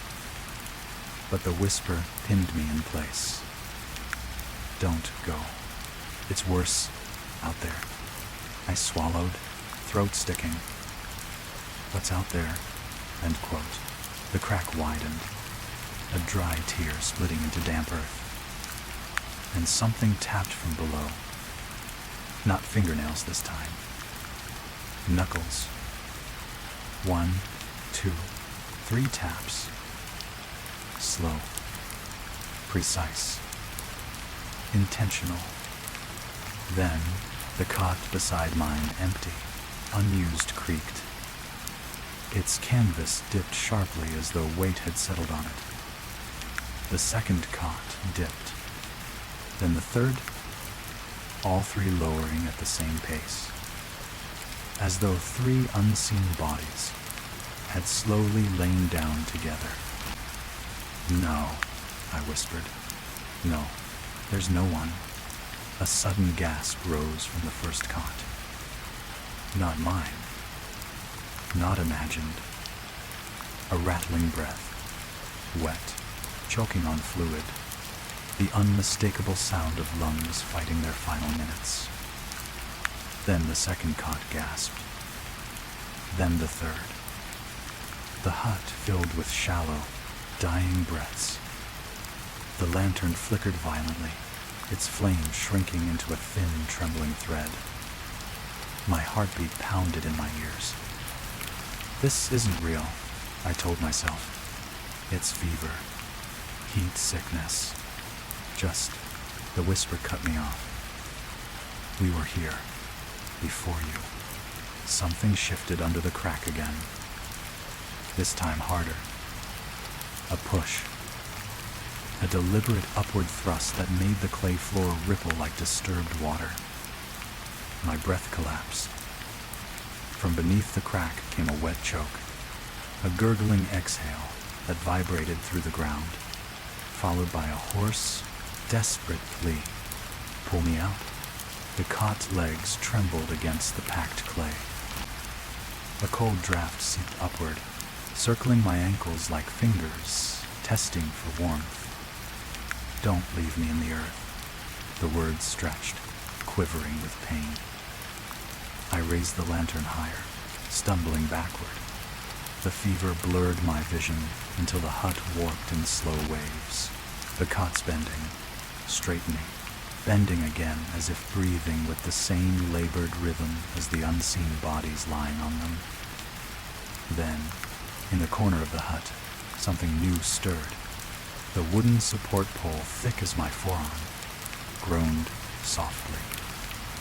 A low, eerie sound like wood under pressure. At first, I thought the storm outside had returned, but the rain hadn't resumed. The pole wasn't bending from wind. It was reacting to sound, to breathing, to presence. The hut walls tightened. Canvas stretched inward, faint depressions forming as though unseen hands were bracing against it from the outside or pressing toward me from within. The whisper from the crack rose again, frantic now. "Please, you're the only one who hears me."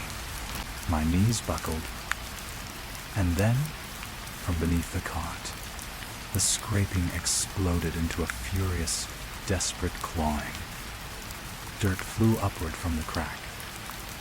A thin plume of dust and soil scattered into the lantern's trembling light. And through the widening gap in the clay, a single fingertip pushed up. Gray. Cold. Trembling. Reaching. Pull me out. The other cots gasped in unison like dying men taking one more ragged breath. And the ground beneath me shuddered, as though more hands were pushing up from deeper in the earth. The fingertips stayed there for a long, motionless second, a pale nub forcing through the cracked clay, quivering, as if it had clawed upward through miles of wet earth, only to find me and stop. I froze, half crouched, lantern lifted in a trembling grip. The fever made the edges of the room pulse, but the finger was real. The dust clinging to it was real. The thin line of dark soil beneath the nail was real. Then it moved. Just slightly. A slow, weak curl. The attempt of a dying man trying to hook his finger around the world above him. Please. The voice rose through the crack. Strained, hoarse. Like it was pushing through dirt still packed between its teeth. Don't go. Don't leave me down here. My throat tightened. I stumbled backward, nearly dropping the lantern. Its glow widened across the hut floor, revealing thin fractures spidering outward from the original crack, tiny splits in the clay that grew with the sound of soft, trembling pressure beneath them. The other cots reacted first. The first one inhaled sharply, a wet, rattling gasp that made my skin prickle. Then the next cot mirrored. Then the next. Their canvas dipped violently, as if something under them had sat up suddenly and fallen back down again. No, no, God. The words slurred from my fevered mouth. My back hit the hut wall. Canvas touched the back of my neck cold, damp, and I realized with a jolt that the wall wasn't hanging still anymore. It was breathing. Slow expansions, slow contractions, as though the fabric had become skin stretched too thin. The fingertip pushed harder. A second finger appeared beside it, splitting the earth further. Then a third. A full hand began to force its way upward. The skin gray, clay-packed, the joints stiff, as if they hadn't moved in years until tonight. The whisper rose again, closer now, too close. I'm here, right here. Reach for me. My vision blurred. Fever fire pulsed behind my eyes. The room spun for half a second before steadying. And when it steadied, the hand beneath the cot had become an arm. Thin, wet, trembling violently. It braced against the underside of my cot, lifting it in a sick, staggering motion that scraped the wooden frame across the floor. I yelped and stumbled sideways. The cot legs lifted half an inch off the ground. Soil poured from the widening gap like sand draining from a broken hourglass. Don't leave. The voice gasped, no longer a whisper, but a drowning man's moan. You hear me, so you can save me. I can't, I rasped. I don't know who you are. His teeth. The hand froze. The cots exhaled in unison, a long, shuddering breath that vibrated the lantern flame. Then the voice below responded, fragile, cracking, as if it had waited years to ask the question. You don't remember me, end quote. My pulse faltered. I've never met you, I insisted, breath shaking. I've never. The arm jerked upward.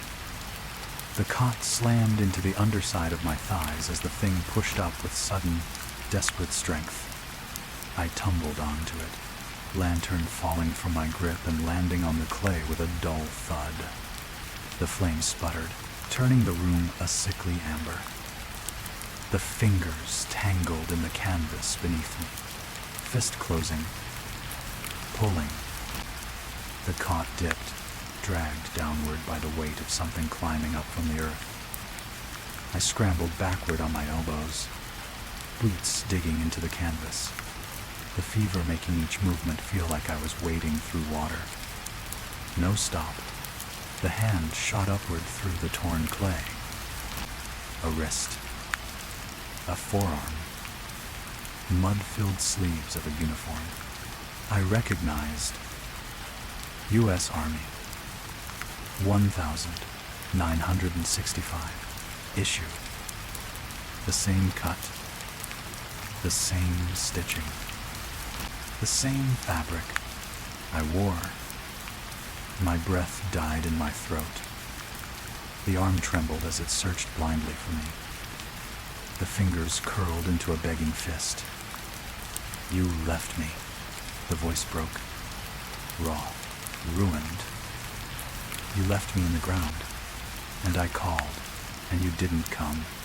I wasn't here. I whispered. I didn't bury you. I didn't.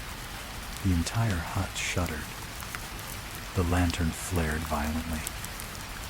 The 3 empty cots sat upright, canvas bending as if 3 bodies had risen to attention at once. Then they fell flat again with a deafening thud, dust exploding from their slats. The fingers beneath my cot curled tighter. Help me up. The voice shrieked upward, not loud, just desperate. I lunged away, grabbing the lantern with trembling hands. As I pulled back, the light fell across the figure rising in the crack, a face emerging through the clay, covered in dirt, eyes shut tight, cheeks hollow, jaw clenched as though fighting to breathe. The mouth opened. Pull me out. Then the eyes snapped open, milky, unfocused, searching for the person who had finally come close enough to hear. I screamed, or tried to.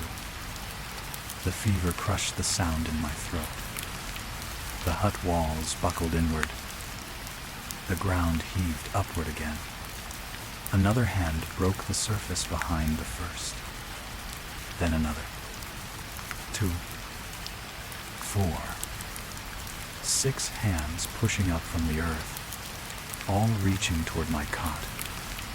Help us. Pull us out. Don't leave us. Not this time. The lantern dimmed. The fever surged. And beneath my cot, the first face lifted fully from the earth and opened its mouth wide, as if to scream or breathe through me. The scream that should have torn out of me never came. It stuck somewhere between my chest and throat, swallowed by heat, by fever, by the sudden suffocating tightness of the hot air. My vision pulsed with white sparks. The lantern dimmed into a single trembling drop of gold clinging desperately to the wick. Then, everything stopped. Not slowly, all at once. The hands froze in the clay. The cots fell silent. The canvas walls stopped breathing.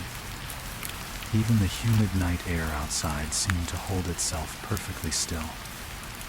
Only my heartbeat moved, pounding too loud in a world that had mutely collapsed into stillness. I remained crouched on the floor, back pressed against the wall, lantern trembling in my grip. The fever throbbed behind my eyes, bathing the room in a dull, throbbing haze. Seconds passed like hours. The face emerging from the earth, the one with clay-packed eyelashes and a mouth fixed open in silent plea, did not blink, did not twitch, did not speak. It simply stopped rising, stopped being, as if the earth had reclaimed it mid-breath. My chest rose in a shuddering inhale.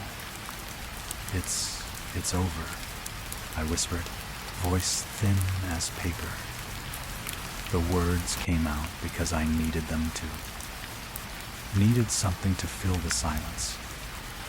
Needed to believe the fever had wrapped all of it in hallucination, twisting the night into nightmare.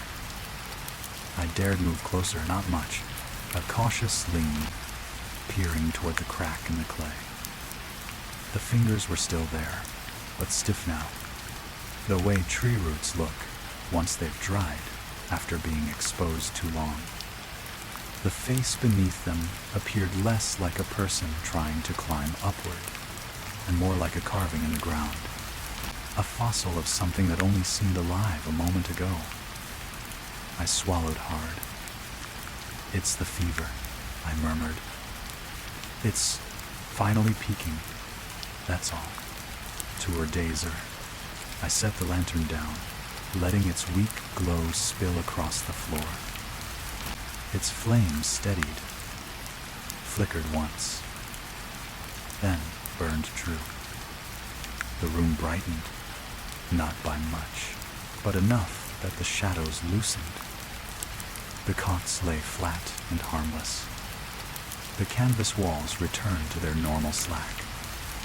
The hut looked normal. Completely, painfully normal. A breath of relief bled from me, unsteady but real. My limbs trembled from adrenaline, fever, and the raw terror that had only seconds ago been trying to swallow me whole. I forced myself to crawl backward onto the cot, drawing my knees up, lantern close, eyes fixed on the crack in case it twitched again. But it didn't. Even as minutes bled quietly into each other, nothing moved. No whisper. No tapping. No cold fingers seeking mine. Just the faint hum of insects outside regaining their voices. The far-off thrum of jungle life returning after a long, unnatural hush. The fever pressed harder into my skull, but my breathing eased. The madness loosened its grip. I closed my eyes for a moment. Just a moment. Leaning my head back against the canvas wall, letting the hut hold my weight. And in the darkness behind my eyelids, for the first time all night, I saw nothing. No hands, no faces, no pleading jaws opening beneath the earth. Just black, empty, quiet. I almost cried from the relief of it, from the sudden, blessed stillness. The fever was breaking. Yes, it had to be. My eyelids grew heavy. My pulse softened. The lantern's warmth glowed against my cheek. Safe. For the first time in hours, I let myself fold into the illusion of safety. Until a breath, a single, soft breath. Not from the crack, not from the air, from directly behind my ear. I jerked upright, nearly knocking over the lantern. My eyes darted wildly around the hut. Nothing. Just heat. Just sick air. Just the tremble of fever eating away at my senses. I dragged a hand down my face, my palm slick with sweat. "You're losing it," I whispered. "You're hearing things." End question. I lay back again, slower this time, body sinking into the cot's familiar sag. My spine pressed against the canvas. The fabric was warm, soft, solid, normal. I let my eyes drift shut once more. The fever hummed gently. The room breathed quietly. For one long, fragile minute, I felt safe again, almost asleep. Then the wall behind me, the canvas my back rested against, pressed inward, just slightly, like someone on the other side had exhaled against it. Warm breath bleeding through the fabric. A voice slipped through the canvas, so close it shook through my ribs. "You came back. For me." My eyes snapped open. My breath stopped dead. The lantern flame flared bright, then dimmed to a thin, dying streak of gold. And from the crack in the clay, the first finger twitched. The finger twitched, once, then froze again, as if gathering strength beneath the clay. I couldn't breathe. The canvas wall pressed lightly between my shoulder blades, a warmth spreading through it, like a living pulse beating against the thin fabric. You came back, the voice murmured again, muffled by the canvas. So close I felt each syllable tremble down my spine. I knew you would. My mouth opened, but no words came. The fever clamped around my jaw, my tongue dry as old cloth. Then the canvas behind me pushed inward, with a sudden, deliberate pressure.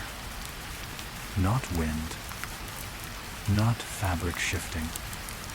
A handprint bloomed behind my shoulder, 5 long indentations stretching the canvas taut, as if someone outside pressed their palm against my back, with the gentlest, most intimate certainty.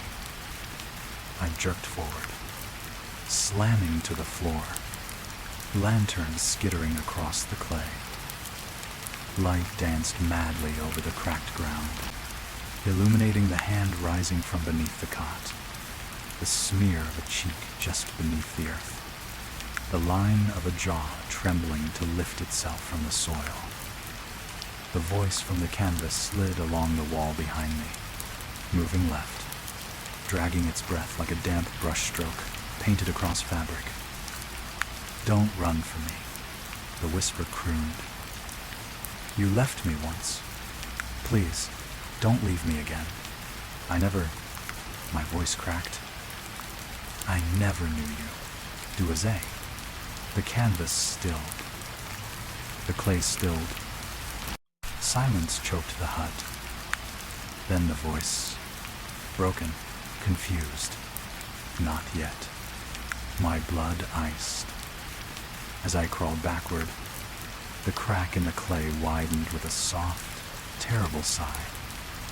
Fingers braced against its edges, pulling upward, pulling a wrist, a forearm smeared with wet clay, a uniform sleeve torn and rotted.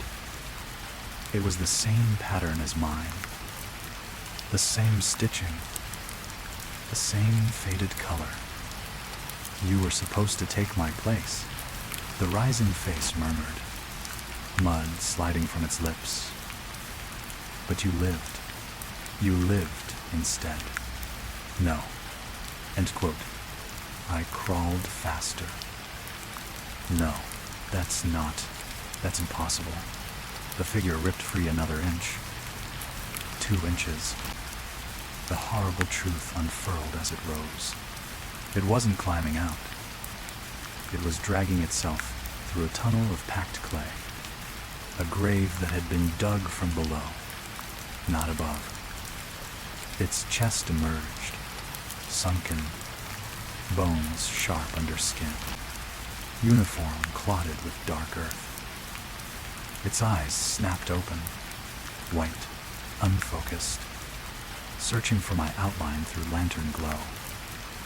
It exhaled a thick, gurgling breath that rattled with soil and old fluid. "You left me to die," it whispered. "No, I didn't." My throat tightened. "I wasn't even here in '65. I wasn't," another voice answered. From behind me, "Not then." The canvas wall breathed, warm pressure sliding at the back of my neck. "But you will be." My mind reeled. My fevered heart hammered. I lunged toward the hut entrance, canvas flap hanging still, just an arm's reach away. But as my hand grasped it, a hand burst up through the clay beside me, fingers wrapping around my ankle. The grip was icy, unnatural, as though the hand had never touched warmth in its life. I fell hard, shoulders slamming into dirt. The lantern rolled, casting frantic arcs of gold across the hut. The figure in the floor pulled again. More fingers erupted through the ground. An entire arm shot up, grabbing my boot. Then my calf, trying to drag me toward the widening pit beneath the cot. My nails clawed into the clay. Boots skidded. My body slid inch by inch toward the crack. No, let go. My voice shredded itself on panic. The canvas wall behind me pressed inward again. Another handprint appearing above my shoulder, smearing dirt onto the fabric. Come back down, please. We're still here. A face pushed against the canvas, stretched, featureless. Just the impression of a skull shape, pressing like wet cloth wrapped around bone. I screamed, kicking wildly, connecting with something beneath the ground, something soft, rotting, that let out a wet, furious grunt. The grip slipped. I tore free, scrambling to my feet. The lantern rolled into my hand by pure luck. I bolted for the door. Canvas whipped aside, and jungle heat hit me like a furnace. Rain clung in the air without falling, thick and motionless. Pleiku's night pressed with a heavy stillness. I ran, boots slamming mud, lantern swinging like a dying firefly. The hut behind me convulsed, canvas bulging outward, multiple handprints slamming against it, leaving streaks of clay. Voices cried out together, sad, furious, pleading, "Come back. You're one of us. We're not finished." I sprinted through the trees. Branches tore at my uniform. Feet slid in muck. My fevered mind spiraled. Every footfall felt like it had an echo. Another step falling exactly in sync behind mine. Not ahead, not to the side. Directly behind, matching me, following me, chasing me. I didn't dare look back. Only when the ground sloped downward into a shallow ravine did the echo falter. The steps behind me stopped. The jungle went eerily still. I collapsed against a tree, lantern clutched in shaking hands. Its flame dimmed, sputtered, then steadied. My heartbeat slowed. The fever hummed like a distant engine. I tried to swallow air into my lungs. I tried to tell myself I had escaped.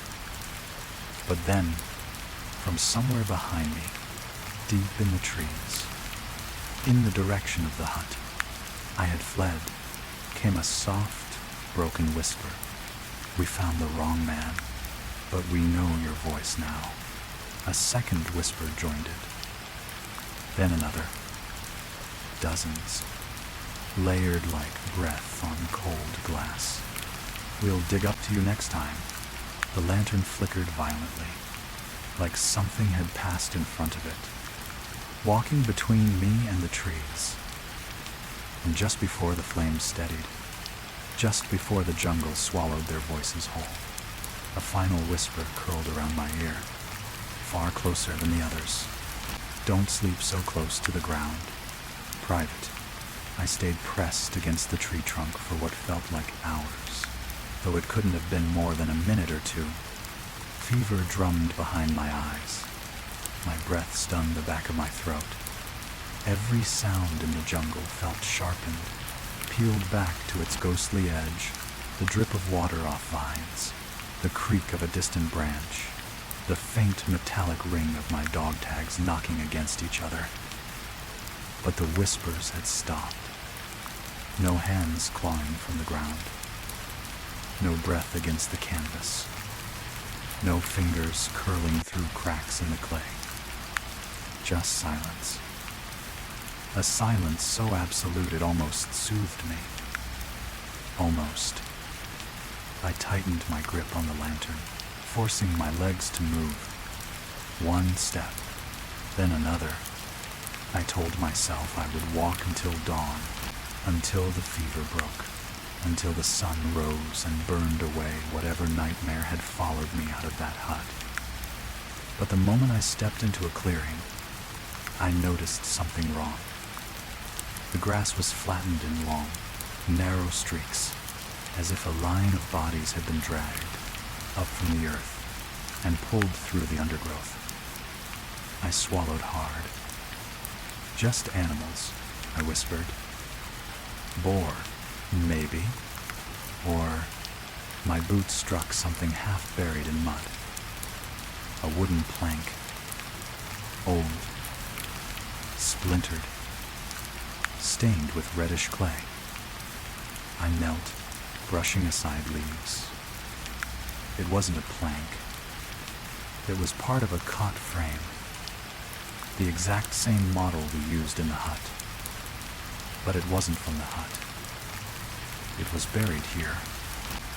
Roots twisted through its slats. Mud filled the corners. The canvas, what was left of it, was torn, as if pulled at from below by desperate hands. My fever-choked mind tried to make sense of it.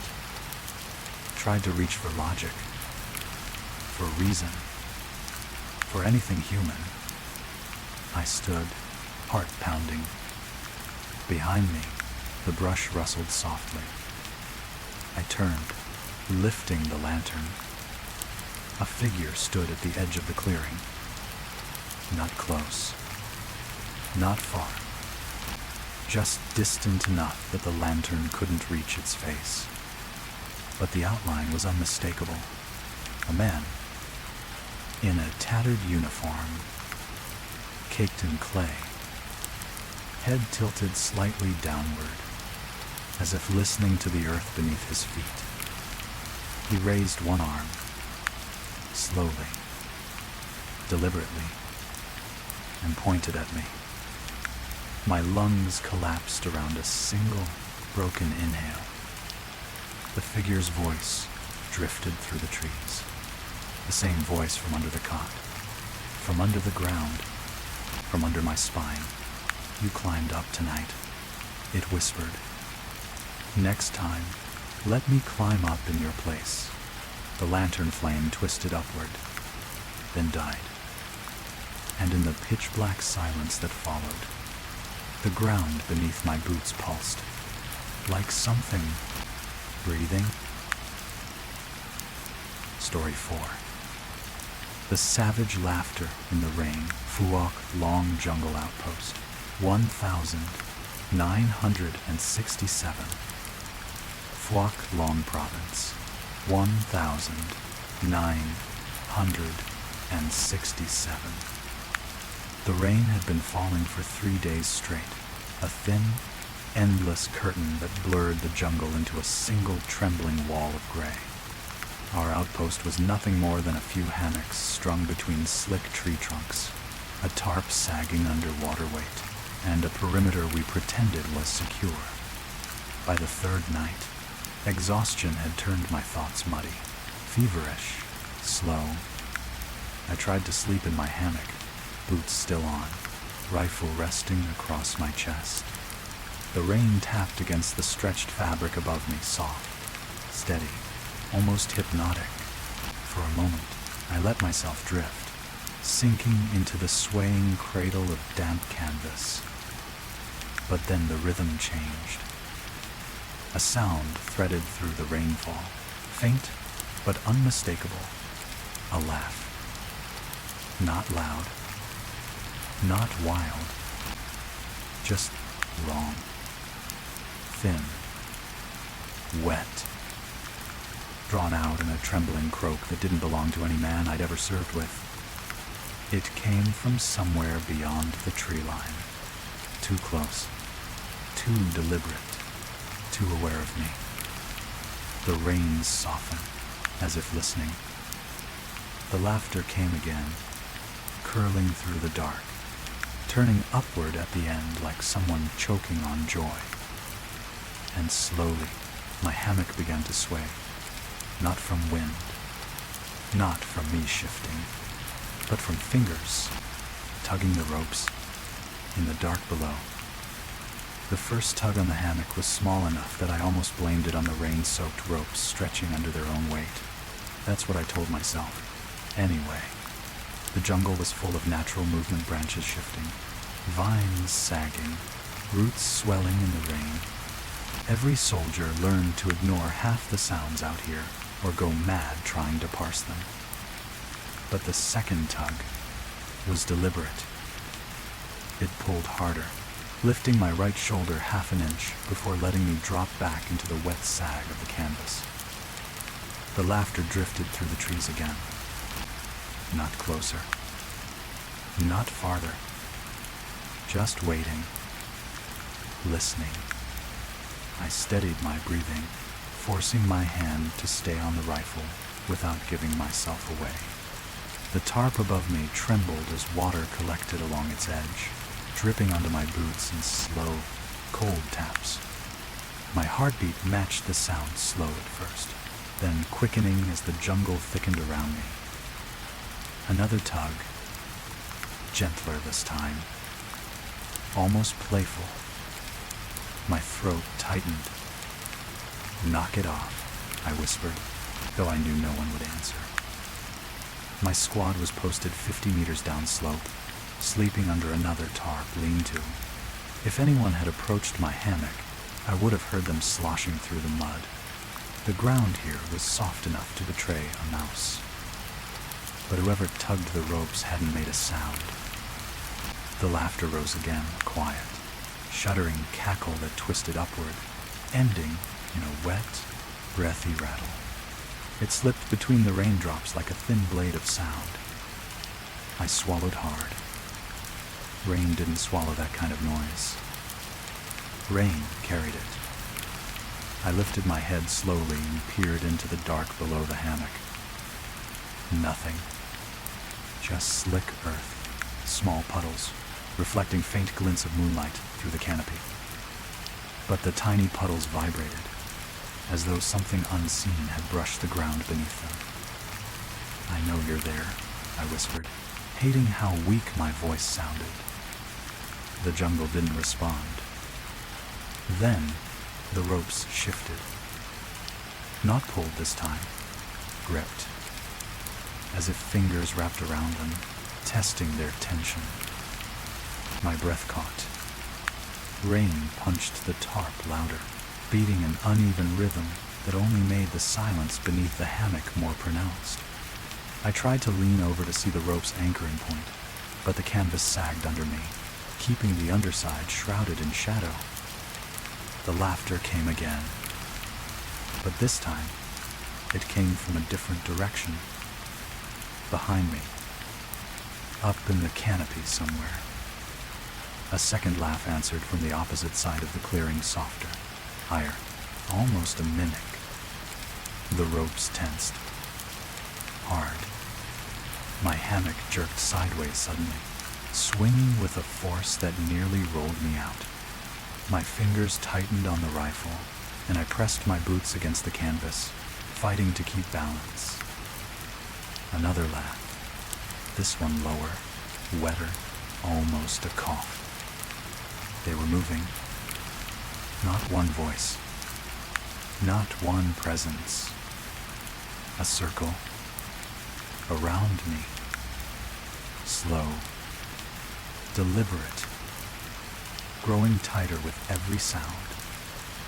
The hammock swayed again, not violently, but with the gentle insistence of someone nudging it to see how I reacted. Testing. Measuring. Rain softened to a misty veil, as if the sky itself were holding its breath. I lifted my rifle halfway. That was when I heard it.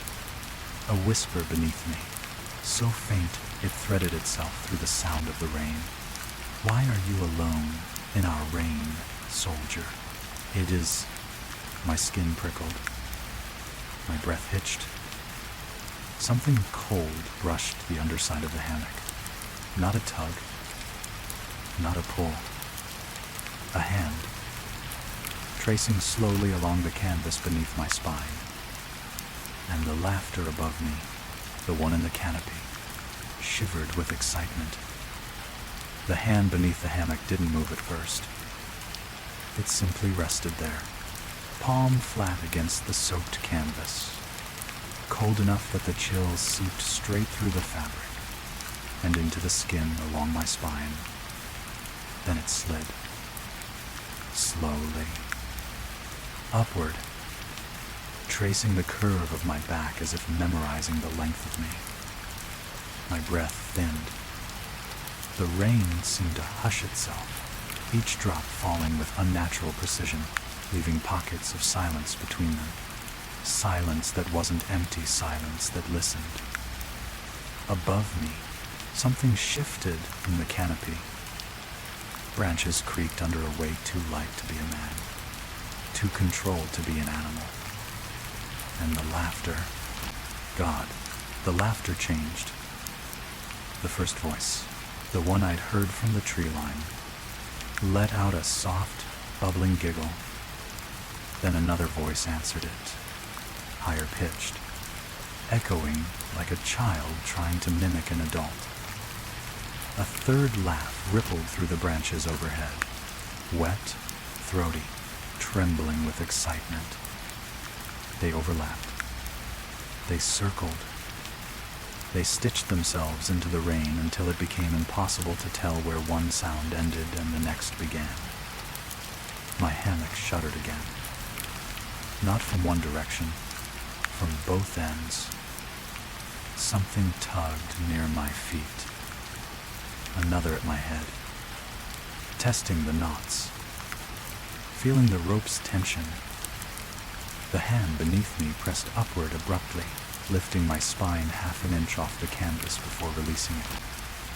I clamped a hand over my mouth, choking a gasp. "You hear us now," a voice croaked, thin as a reed in water. The rope to my right tightened, pulling the hammock sideways. The rope to my left jerked in the opposite direction. The whole hammock lurched, swung, tilted hard enough that my rifle nearly slid off my chest. My pulse hammered. I pressed my boots into the fabric, fighting for balance. But the laughter rose, twisting into a low, rhythmic chitter, like teeth clicking together in slow applause. Rain splattered heavier for a moment, then softened again. A weight dropped onto the tarp above me, light at first. A single impact, then another, and another.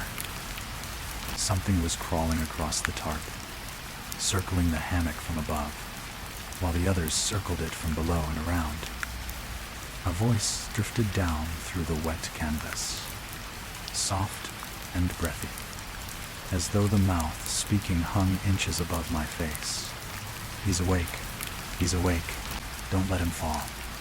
I gritted my teeth, gripping the rifle tight. Then the voice below whispered back, from beneath the hammock, right under my ribs, "Don't worry, we'll catch him. We always do." The ropes tightened hard. The hammock jerked upward several inches, lifting me off the natural sag of the canvas, suspending me like prey caught in an unseen trap. I held my breath as the hammock rose higher, the ropes straining, pulled from multiple angles by hands I couldn't see. Rain scattered in my eyes. My stomach lurched. The tarp above shifted violently, something heavy scuttling across it, with a speed that made my bones lock. Then, a face pressed against the tarp above me, silhouette visible through a thin sheet of canvas. An elongated shape, too long, too narrow. Its mouth stretched open in a grin that bent the canvas inward, sending droplets sliding toward my boots. And from that stretched grin came a sound, not laughter now, but a quivering hum, like someone humming through cracked, waterlogged lips. Another face pressed to the tarp beside it. Another beneath me against the hammock. Cold breath seeped through the fabric, freezing the sweat on my skin. Their humming blended with the laughter, a discordant harmony. Rain, hum, giggle, breath. A noise too human to be nature, and too unnatural to be men. My pulse pounded in my throat. The rope above my head creaked loudly, painfully, as if about to snap. The hammock lifted again, higher. My back slid down the canvas. Mud splattered below, shimmering under the lantern glow from the distant campsite.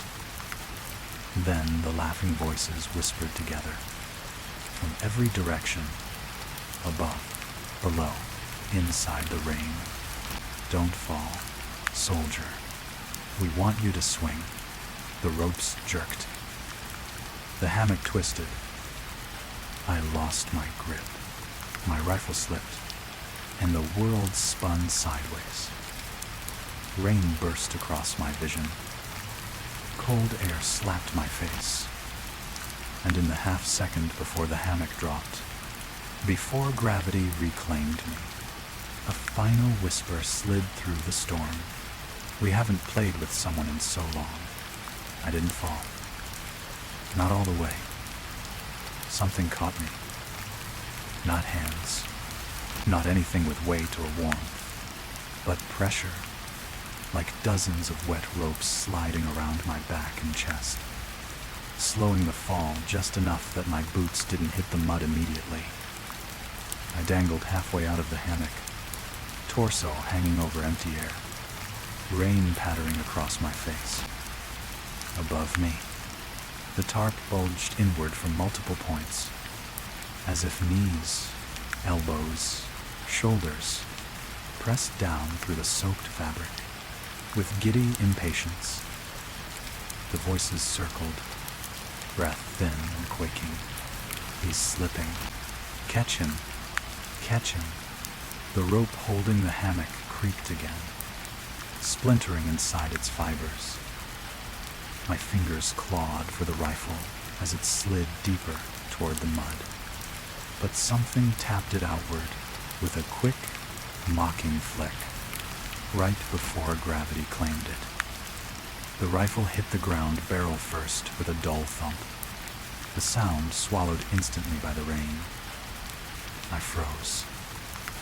Because the mud around the rifle vibrated as though something beneath the surface were drumming excitedly. The laughter answered, from above, below, all around. Finally, the rope snapped. My body dropped.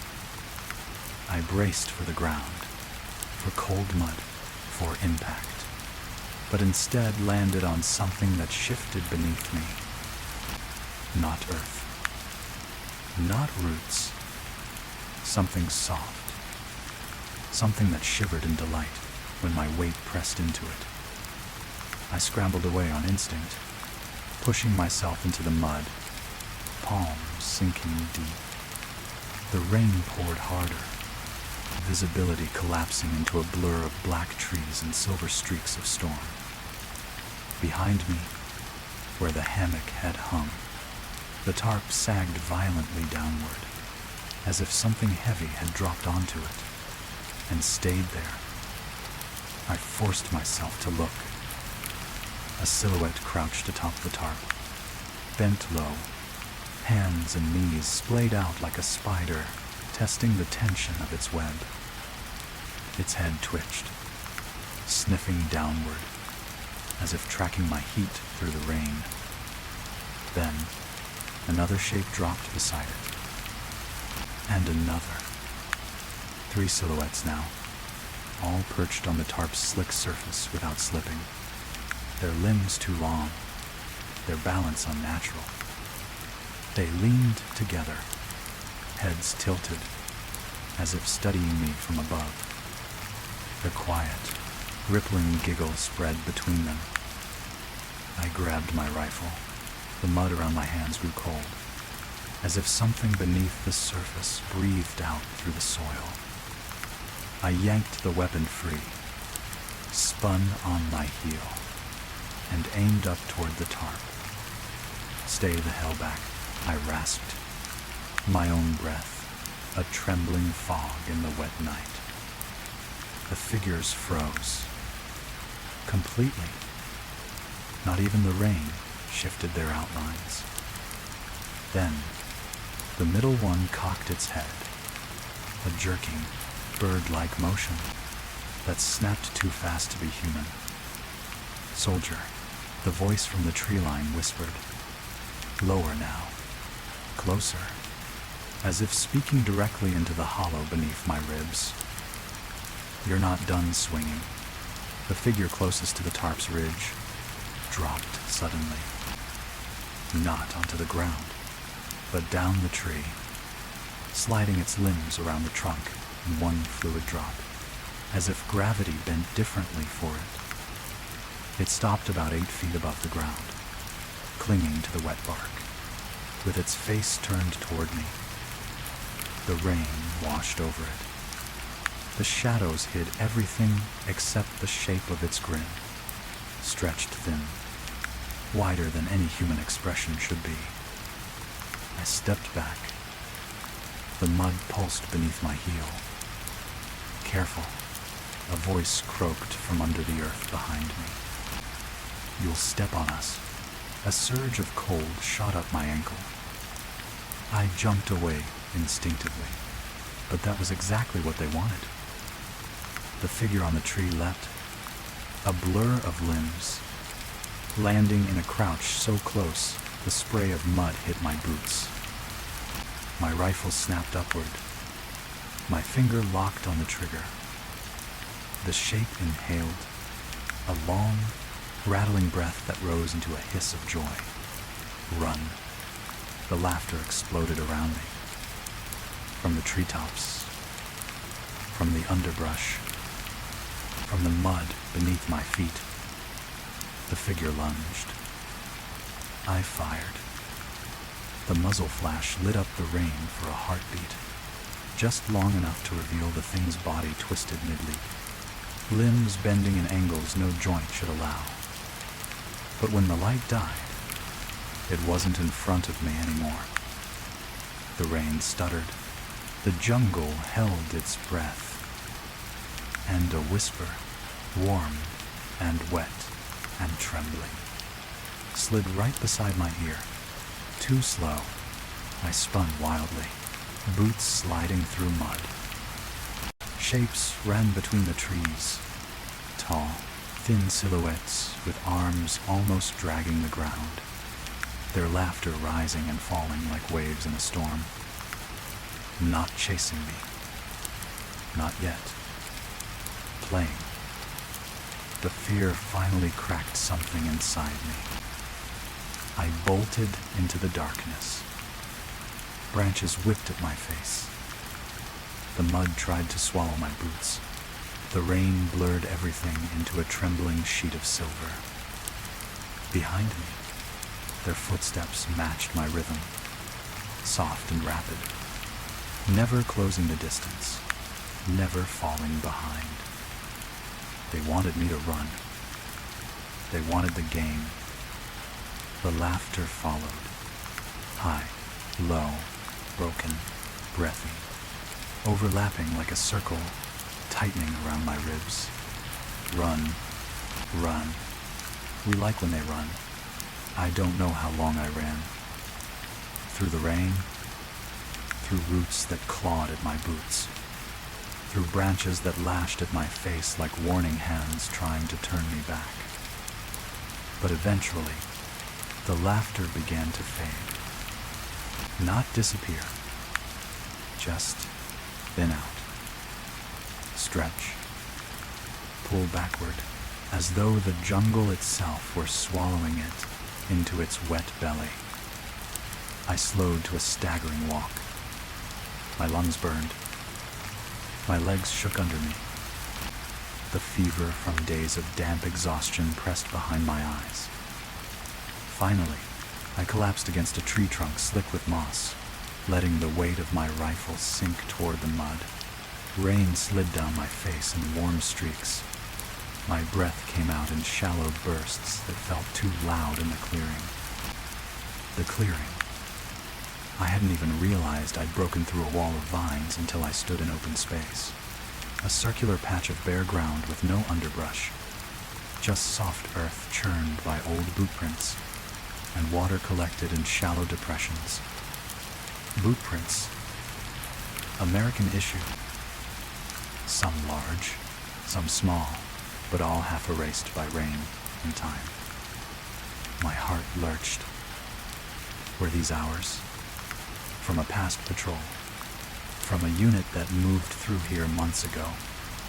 That had to be it. Had to. The laughter was distant now, a faint tremor hiding behind the rain's constant murmur. If I kept still, if I kept my breath shallow, I couldn't hear it anymore. The sudden quiet pressed around me like a cocoon. I slid down the trunk, knees giving out, and let my back rest against the damp bark. For the first time since the hammock dropped, I felt separated from them. Not safe, but separate. Like something had drawn a line they couldn't cross. Distance. Space. A pocket of silence carved out just for me.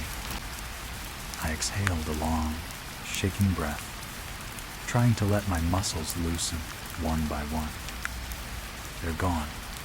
The whisper escaped me before I even realized I was speaking.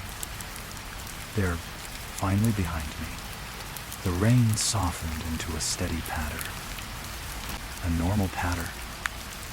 No breaths woven in. No giggles hiding between drops. Just rain.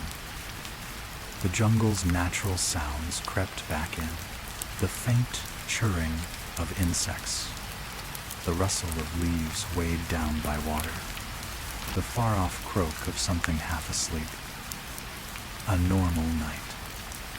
I let my head fall back, eyes closing as exhaustion soaked deeper into my bones. For a brief, fragile moment, I felt almost warm, until a soft splash broke the quiet. I opened my eyes. A puddle in front of me rippled, just once. A small ring moving outward as though something had dropped into it. A raindrop. Probably. I exhaled slowly. But then another ring formed. Then another, perfectly timed. Not random like rain. Measured. Almost like footsteps, lightly pressing the ground beneath the water. I held still. The ring stopped. Silence thickened around me again, but this time it didn't feel protective. It felt watchful. No. You're exhausted. Your mind is replaying things. I forced my hand upward and wiped the warm rain from my brow. My skin felt too hot. Fever hot. My pulse throbbed weirdly against my fingertips. I shut my eyes. Breathed. Waited. When I opened them, the puddles were still. The laughter was gone. The trees stood silent. The shadows kept their shape. Everything settled. A deep exhale escaped my chest, and the tension drained from my limbs in a long, shaky wave. A relief so heavy it almost pulled me into sleep. I leaned forward, elbows on my knees. Rain dripping steadily from my helmet brim. "You're losing it," I whispered. "No more running. Just breathe. Wait for dawn. Wait for..." Snap. A twig broke behind me. My breath hitched. I didn't move. Didn't turn. Didn't blink. Fever hallucination. Has to be. Rain pounded my helmet. Water trickled down my neck. Silence stretched thin behind me. Thin and trembling. Then, a single drop of water slid down the back of my collar, not from the sky, but from above, rolling down my spine, as though someone's chin had just hovered over me. A breath of warm humidity brushed my ear. My muscles locked, and a voice, soft, giddy, delighted, whispered with perfect clarity. You ran in a circle. You came back to the ropes. I turned slowly, too slowly. The trees behind me were the same trees that held my hammock.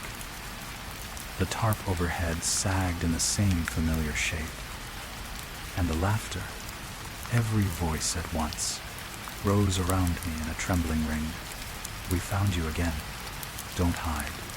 We only want to play. I stared at the familiar clearing, my boots sinking slightly into the same churned mud I'd escaped minutes ago. The hammock ropes dangled from the branches above, slick, taut, trembling gently in the rain. Just like before. Exactly like before. I hadn't escaped. I'd run in a circle. Or something had brought me back. A laugh low, gurgling, playful rose behind my left shoulder, then another behind my right. They weren't hiding now. They weren't teasing. They were surrounding me. The ropes above me tensed, pulling upward on their own. A cold truth slid down my spine. They weren't done with me. They'd only been letting me catch my breath, so I'd break more cleanly. The rain softened, turning almost warm, almost gentle. It covered the clearing in a thin veil that hid movement just enough to play tricks on the eyes. I raised my rifle. Every joint in my arms trembled. Stay back, I whispered. Stay the hell back. And choirs. A wet chuckle answered. Then, something dripped onto my helmet. Not rain. Rain fell in thin lines. This was thicker, slower, warmer. I lifted my gaze. A face hung upside down from the tarp above, peering directly into my eyes. Not a human face. Not fully. Shadowed. Elongated. Mouth too wide. Teeth too many. Rainwater ran along the canvas and down its cheeks like tears. It blinked. A slow, sticky movement that made my stomach twist. Don't run again, it whispered, breath vibrating the tarp.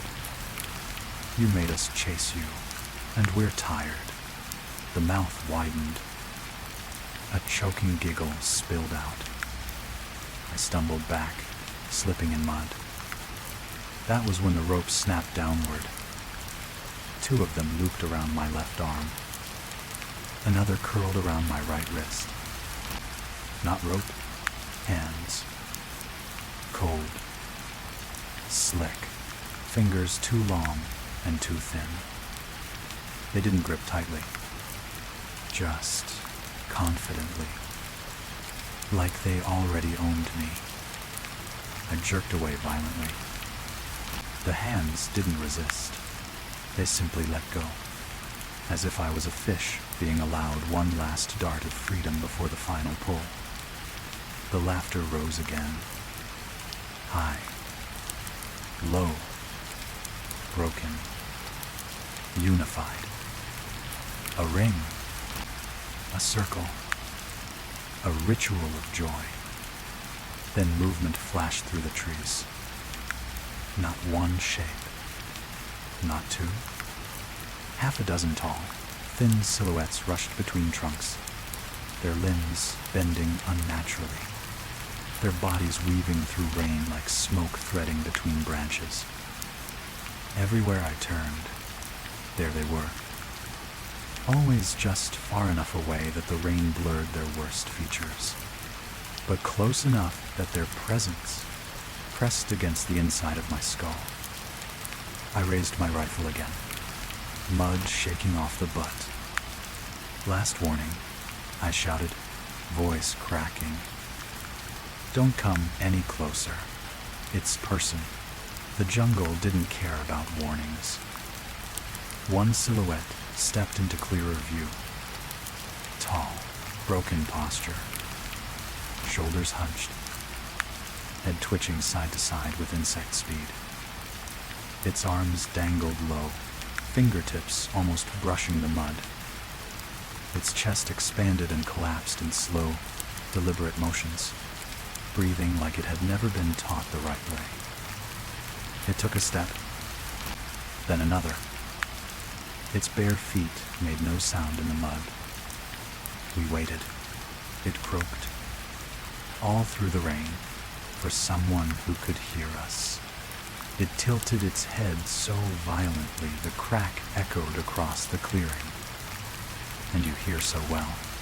Red panic surged up my throat. I fired.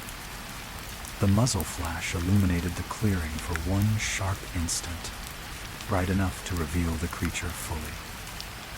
Gray skin stretched over bones, rain glistening across two long limbs, a mouth hanging open in a sagging, delighted grin. The bullet passed straight through it, like it was made of fog.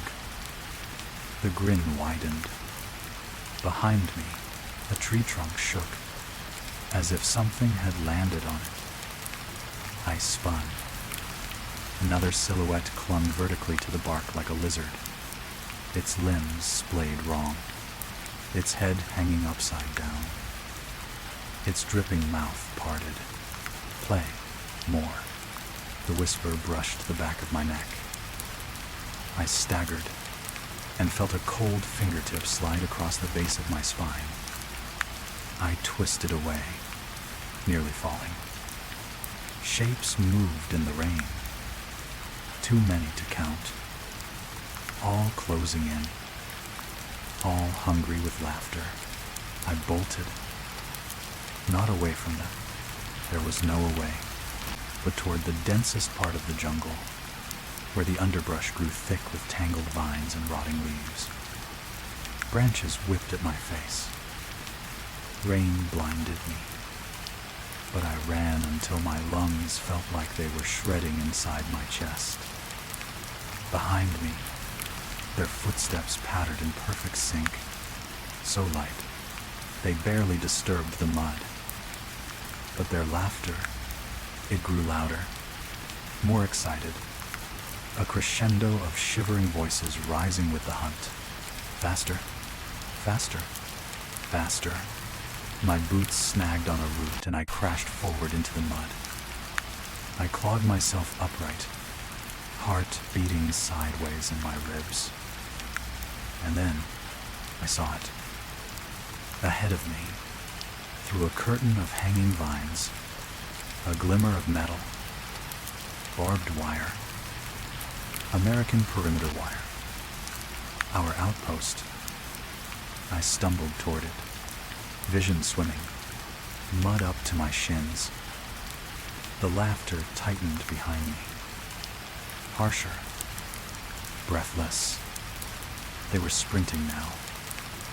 Even the rain felt like it was being pushed aside by their speed. I lunged through the last row of vines and collapsed at the edge of the campfire's dying glow. 2 sentries jerked their rifles toward me instantly. Hold, one shouted. Identify. I couldn't speak. I just pointed behind me.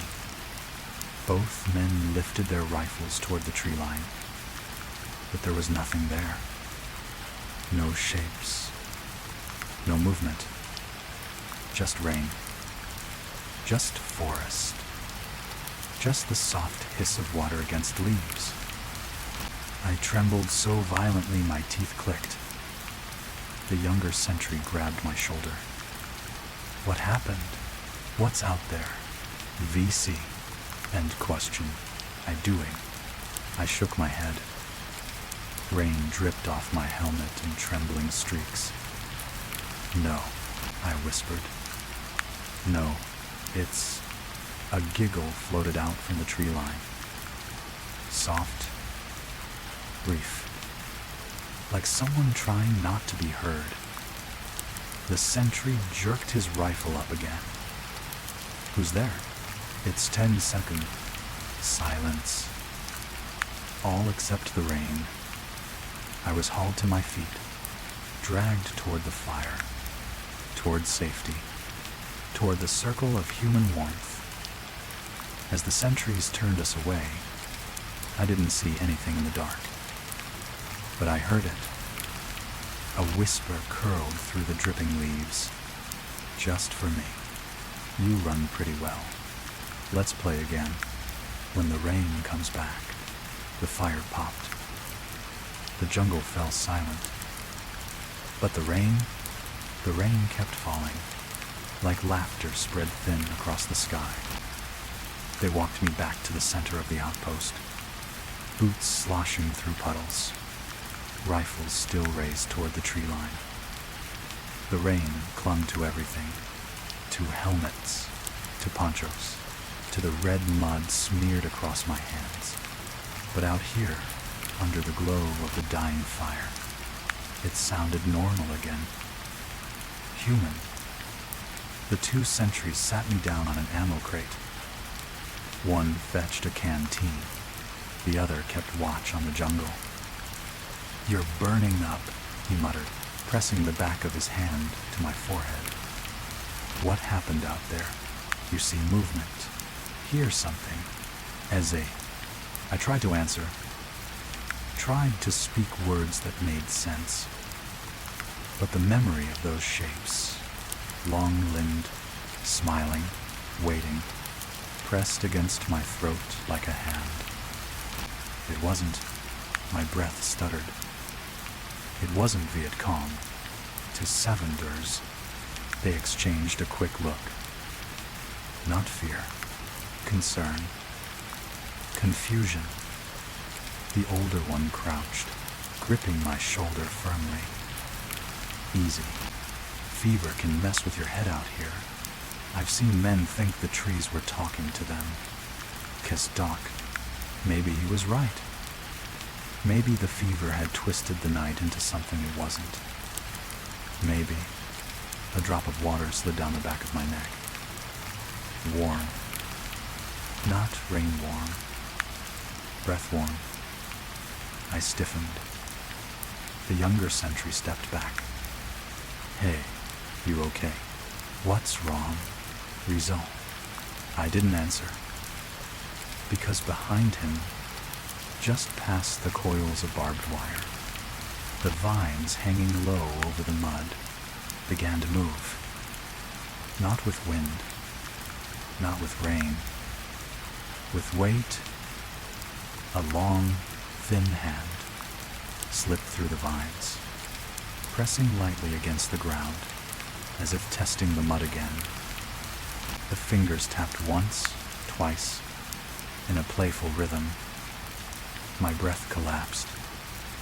The figure attached to the hand remained hidden, just a hollow silhouette between trunks, but its head leaned out far enough for me to see the grin. Wide, crooked, still wet with rain, still waiting. The sentries didn't notice. Their eyes were on me. You're safe now, the older one said gently. Nobody can get past that wire. To race that. The hand outside the perimeter curled its fingers deeper into the mud, twitching with excitement. Then a soft giggle drifted across the clearing, so faint it barely rose above the rain. But it was aimed squarely at me. The rain comes every night. Soldier, The vines fell still. The shape dissolved into the dark. But the warmth on the back of my neck, that was still there, as though something stood right behind me, listening. Story 5. The Whispering Post. Midnight watch at Tuihoa Air Base. 1968. Tuiho Air Base. 1968. The kind of night where the wind doesn't blow and the darkness sits heavy against the perimeter fence like it's waiting for permission to cross. I was on midnight watch at Tower 4, the loneliest post on the western edge of the base, facing nothing but open field, river fog, and a stretch of tree line that never stopped feeling alive. The air tasted metallic, thick with humidity and jet exhaust carried from the runway. My spotlight flickered every few minutes, dying and reviving like it had lungs. Below the tower, sandbags sagged in the dampness. Above me, the moon hid behind low clouds, turning the whole landscape into a single, unbroken shadow. For the first hour, nothing moved. I almost relaxed. Almost. Then, somewhere between the second and third sweep of my searchlight, a faint knock echoed up the ladder beneath me. Just one knock. Soft. Deliberate. I leaned over the railing, my breath catching. The ladder was empty. The ground below perfectly still. I gripped my rifle tighter. A second knock sounded. Closer this time, not from the ladder, but from inside the tower's thin metal wall, right behind my knee. Then a whisper followed it, thin as breath sliding through a crack. Your shift isn't alone tonight, soldier. For a moment, I told myself it was the metal settling. Heat from the day, cool from the night steel contracts. Steel groans, steel complains. Every man on watch learns to ignore the small noises, or the darkness will carve a place inside his head and live there forever. But that knock wasn't metal shifting. It had a knuckle behind it. A rhythm. A choosing. I kept my knees still, afraid that even the slightest movement would invite whatever made the sound to knock again.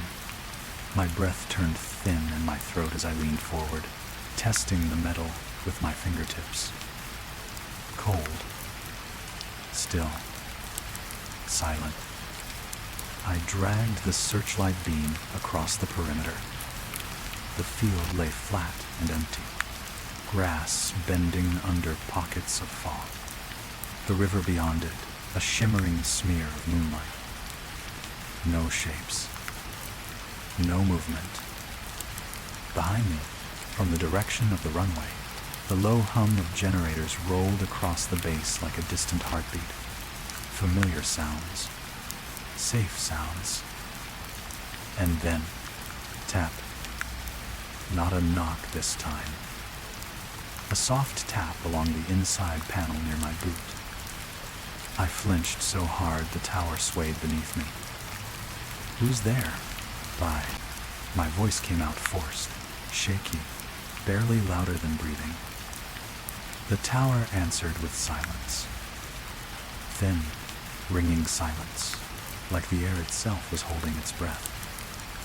I crouched, shining the flashlight down the wall. Nothing. Only the dull gray of steel and the bolts holding the plates together. But the tap had come from inside the hollow space between the panels, as though something had settled there, just inches from my foot, waiting. I lifted the radio. Tower 4, status check. Static burst through the speaker, violent enough to make me pull it away from my ear. The static rose, hissed, then warped into a low, crackling breathing. Deep, wet, just barely human. I dropped the radio onto the wooden slats of the tower floor, pulse thundering. Then the breathing stopped.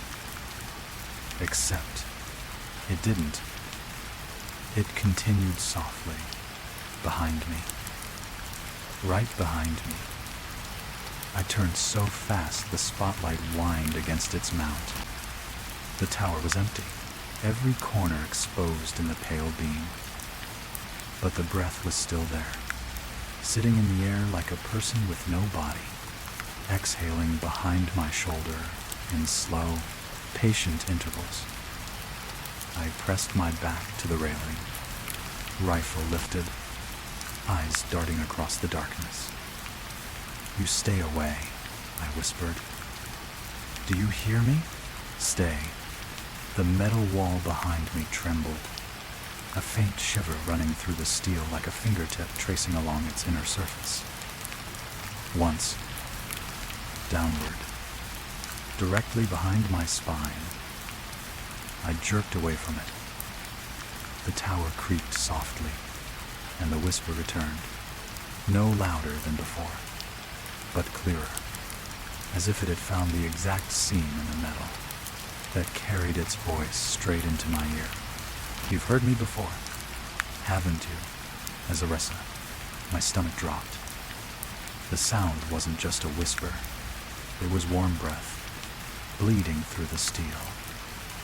I swallowed hard, sweat stinging my eyes. "I don't know you," I whispered. The tower wall exhaled against my cheek. "Yes, you do."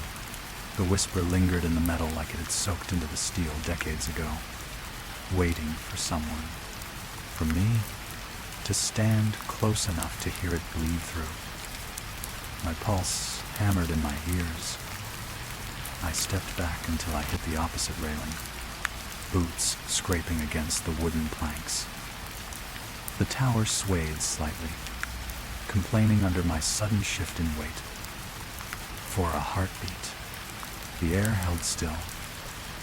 Then the wall behind me clicked. Not loudly, not sharply, just a soft metallic click, like a fingertip tapping the inside of the panel again. Then another, and another. A slow pattern. 3 taps, then a pause. 3 taps again, as if something trapped inside the steel was testing where the seams were weakest. I raised the beam of my flashlight. The metal, smooth and gray, showed nothing unusual, but the tapping continued. Higher this time, closer to my shoulder. Tap, tap, tap. I swallowed hard and pressed my free hand to my ear, trying to block out the sound. It didn't help. The whisper rose again, sliding between the taps, threading itself into the tiny spaces where sound hides inside metal. "I've been here longer than you think." The wall vibrated, subtle enough that it might have been wind. Except there was no wind. I lifted the radio again, more desperate than hopeful. "Tower 4, to command." Static screamed back at me, exploding into the same wet, rasping breathing that made my fingers go numb. The static sputtered, warped, and a voice deeper this time pushed through the noise. "You left the tower, but I never left." I threw the radio down. The wooden floorboards rattled as it hit. For a moment, the only sound was my ragged breathing. Then the far-off perimeter lights flickered once, just once, darkening the entire runway in a heartbeat, before glowing back to life. The whisper inside the tower laughed. Not loudly, not joyfully, just a trembling, breathy exhale that curled around my ribs like a cold rope. See, the night listens to me. I clenched the rifle so hard my knuckles cracked. "Show yourself," I demanded. "Come out here." Now, never, the whisper fell silent. The tower settled. My heartbeat echoed too loudly in the ringing quiet. Then, a single footstep landed on the ladder beneath me. Not at the bottom. Not climbing. Just appearing halfway up the rungs. A soft, sticky thud, as though a bare foot had pressed against metal, without climbing at all. I leaned over the railing, searchlight trembling in my hand. The ladder was empty. Rain clung to the rungs, dripping in long threads of silver. No movement. Then another footstep fell. Lower this time, on a rung closer to the ground. Thud. My throat locked. It wasn't climbing up. It was descending. From the tower platform, from just below my feet. Descending like someone invisible had been standing right beneath me all along. I backed away from the ladder opening, but my boot struck the metal wall. A sharp clang rang through the tower, and the wall answered with a breath so close, so warm, so human, that it fogged the metal near my knee. My blood turned to ice. I turned the spotlight on the wall. Light spilled across smooth steel, then caught on something my brain refused to process at first. A bulge. Small. Shifting. Pushing outward from inside the metal panel, like a forehead pressing against a thin sheet of skin. I stumbled backward. The bulge slid sideways, traced the height of the wall, stopped behind my left shoulder. Another bulge joined it. Thinner. Longer. A hand. Fingers pressing outward, stretching the metal in small, trembling outlines as they curled downward. My vision blurred. My breath came out in short, panicked bursts. "You're not real," I whispered. "You're not?" The tower answered with a sudden, violent shiver. Metal groaned. Bolts rattled. The entire post vibrated like something inside was shaking it from the core. Every panel around me bulged. Faces. Hands. Elbows. Silhouettes pressing outward against steel, as if dozens of bodies were trapped between the walls and waking up together. The whisper multiplied, no longer one voice, but many overlapping, speaking in broken fragments, like memories leaking out of the metal. "Midnight. We never left. Don't climb down. It waits below. You heard us before. You hear us now." The ladder below rattled violently, as if someone or something was climbing it upside down. Hands hitting the rungs in uneven, frantic bursts. Clang. Clang, clang. Clang. Coming faster. Closer. Straight for the platform. I backed up to the far railing, spotlight shaking in my hands so badly the beams spasmed across the tower floor. The whispers converged, all voices bending into one thin, breathless plea. "Don't look down. If you see us, we'll never stop following you." But the footsteps on the ladder hit the final rung, and I looked. I couldn't help it. I looked. I shouldn't have looked. Every instinct drilled into me, every warning whispered by men who'd stood too many lonely night shifts told me not to. But fear has a way of snapping reason in half.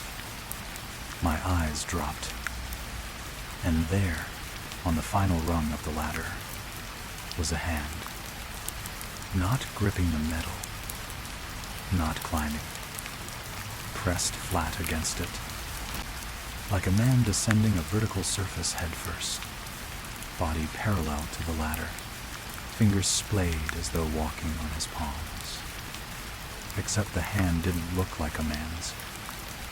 The skin was too pale, too waterlogged, as though soaked in the humid darkness for days. The fingers were long, longer than they should have been, and the nails were soft, torn, mud packed beneath them. A second hand appeared above the first, then a third, all pressed flat, all angled sideways, all climbing downward toward me.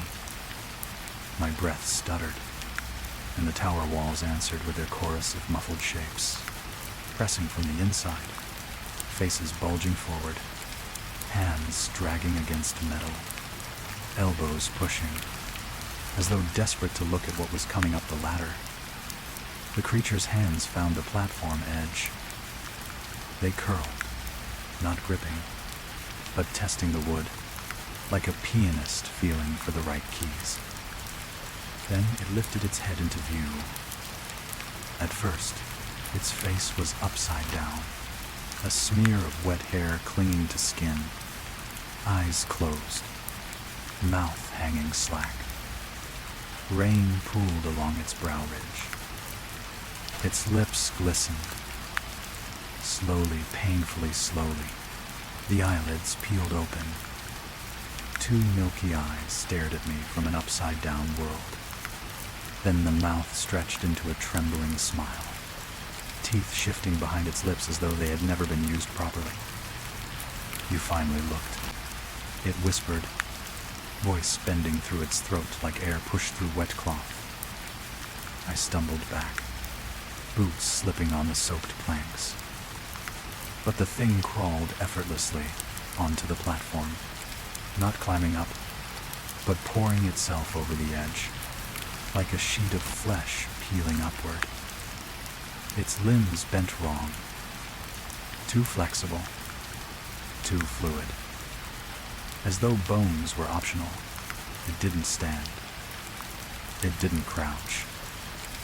It hung there, half upright, half still clinging to the ladder, head tilted at an impossible angle, face level with my knees.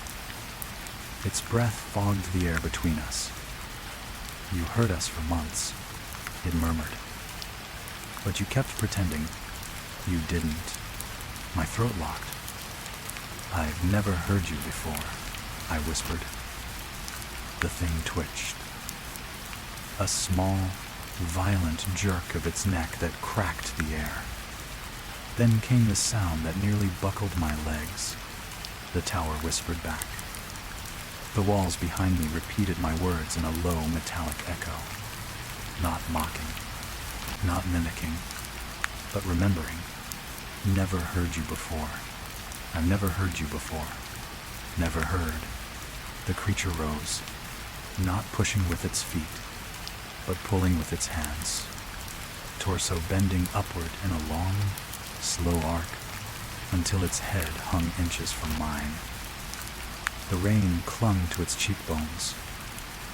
Dark streaks slid down its face, as though washing soil out from beneath its skin.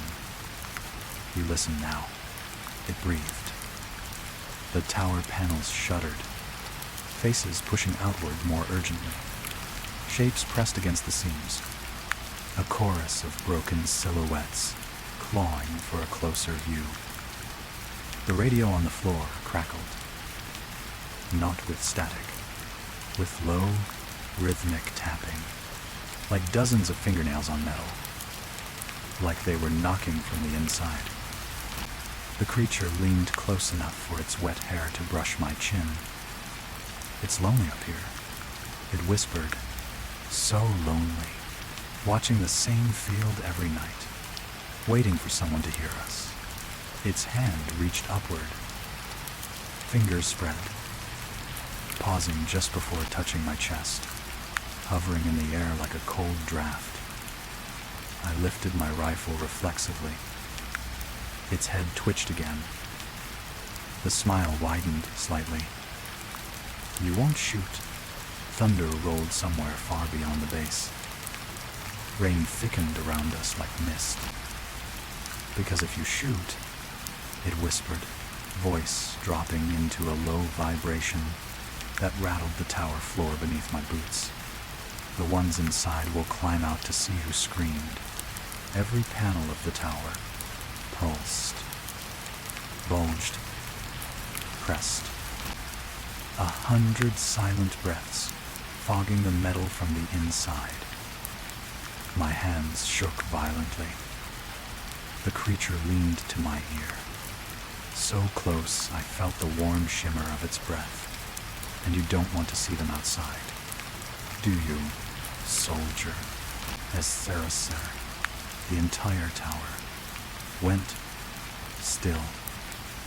Rain, my heartbeat, and its breath on my skin. That was all. Until the ladder below shifted again. Another hand emerged. Then another. Then another. Dozens more. Climbing. I backed toward the far railing. My boots slid. My lungs collapsed. The creature's pale grin lifted with me, following every inch of retreat, as though my fear were pulling it upright. "We've waited for you." The tower shook, and you finally heard us. The first hand reached the platform floor. Then another, then two more. The tower walls groaned, and the whispering inside began to chant, in a low, ragged, trembling rhythm. "Don't go. Don't go. Don't go." I didn't realize I was moving until my back struck the far railing. The impact snapped something loose inside me, not courage, not clarity, but a thin thread of instinct older than training. Stay upright. Stay breathing. Stay alive. The pale thing remained by the ladder, watching. Watching without blinking. Its grin steady. Its wet hair stuck to its jaw like vines clinging to a rotten tree. The other hands climbing up the ladder slowed, then stopped. For the first time that night, the tower grew quiet. Too quiet. The whispering inside the walls tapered into soft, rhythmic breaths, as though something behind the metal had fallen back asleep. The bulging shapes sank inward, faces flattening behind steel, shoulders withdrawing like shadows pulled back into cracks. One by one, the outlines smoothed out. The whispering faded. The breath against my cheek cooled. The tower looked normal again. Thin steel walls, wet planks, a radio crackling erratically at my feet. Even the pale figure at the ladder edge slowly drifted backward, not climbing down, not fleeing, just retreating, as if sliding backward into the dark without using its limbs at all. It slid until only its fingers clung to the platform edge.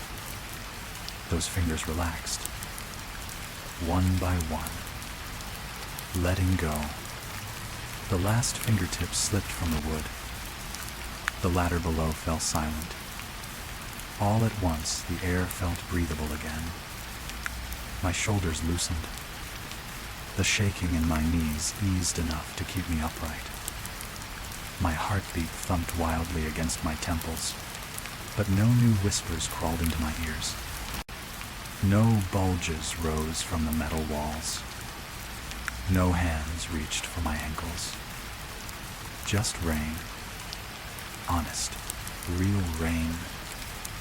The kind I'd been begging for all night.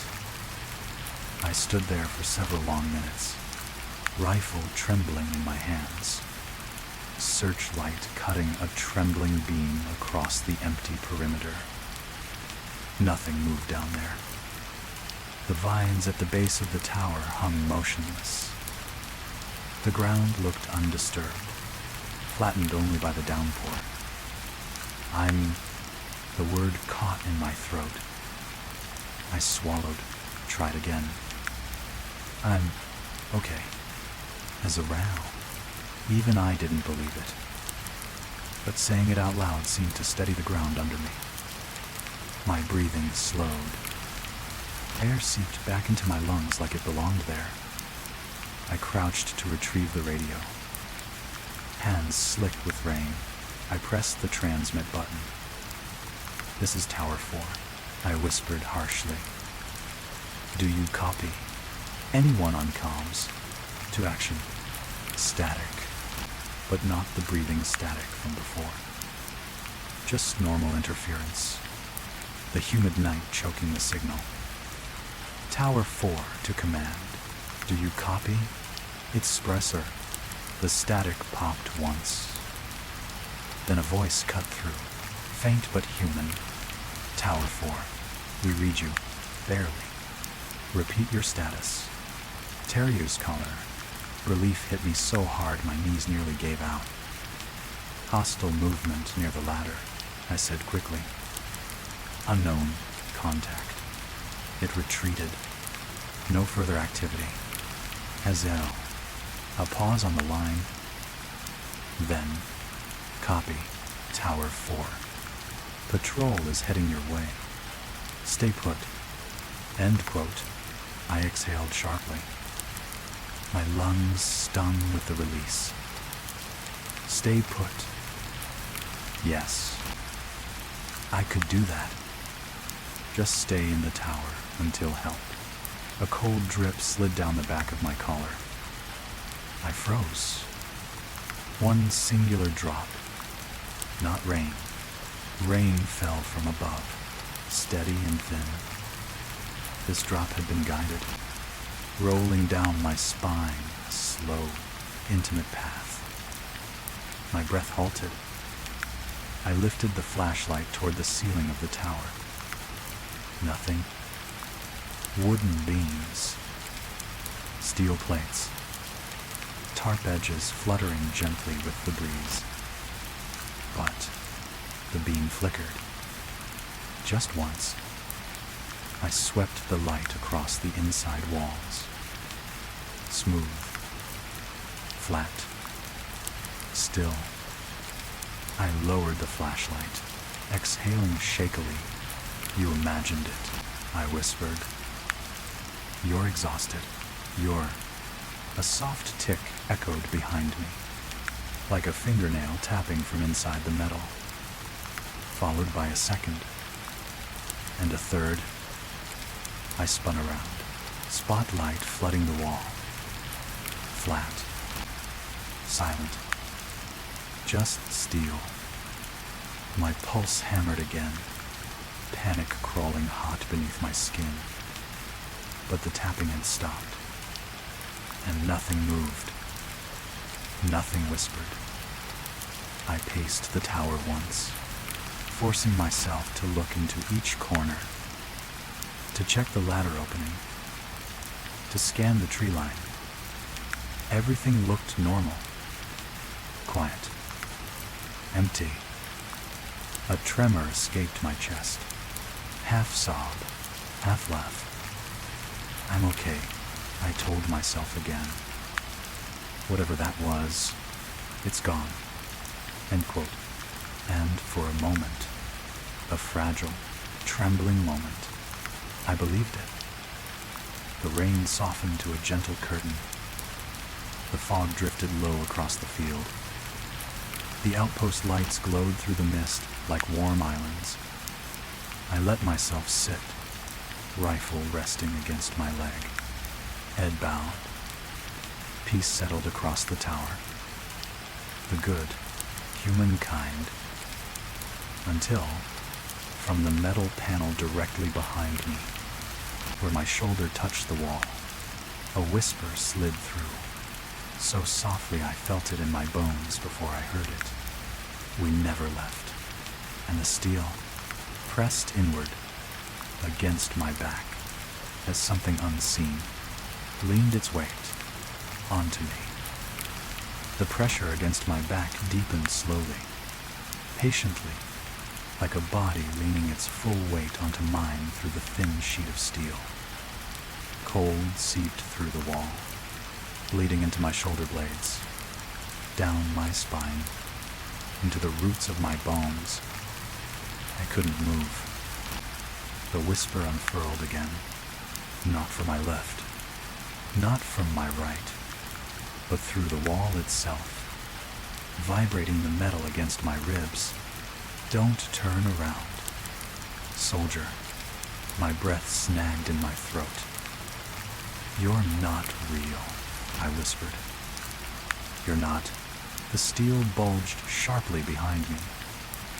A shape pushed outward, pressing the wall inches forward, as though a skull were trying to force its way through. My legs buckled. I stumbled forward, nearly slipping on the wet planks. The whisper followed closer, clearer, real enough to touch you.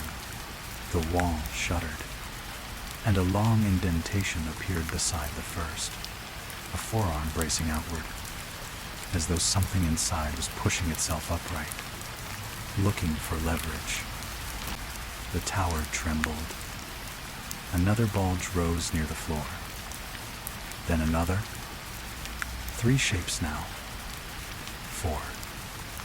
Pushing. Pressing. Testing the steel. I staggered to the center of the platform, rifle raised, heart pounding so hard the world blurred at the edges.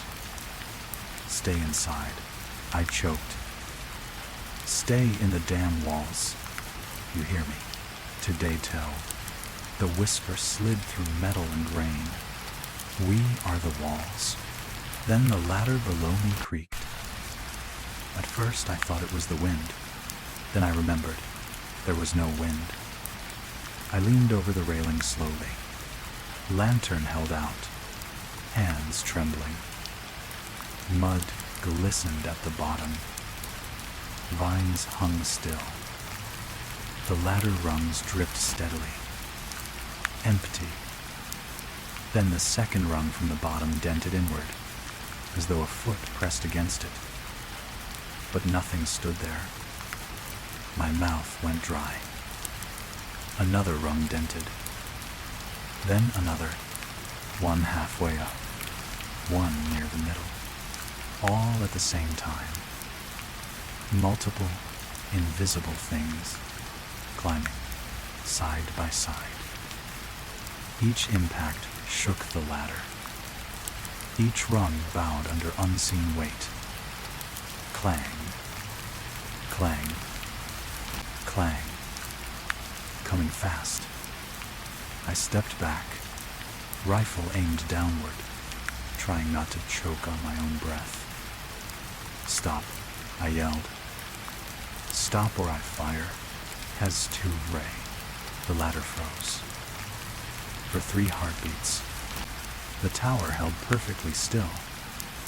Then a handprint bloomed on the top rung. Wet, pale, impossible.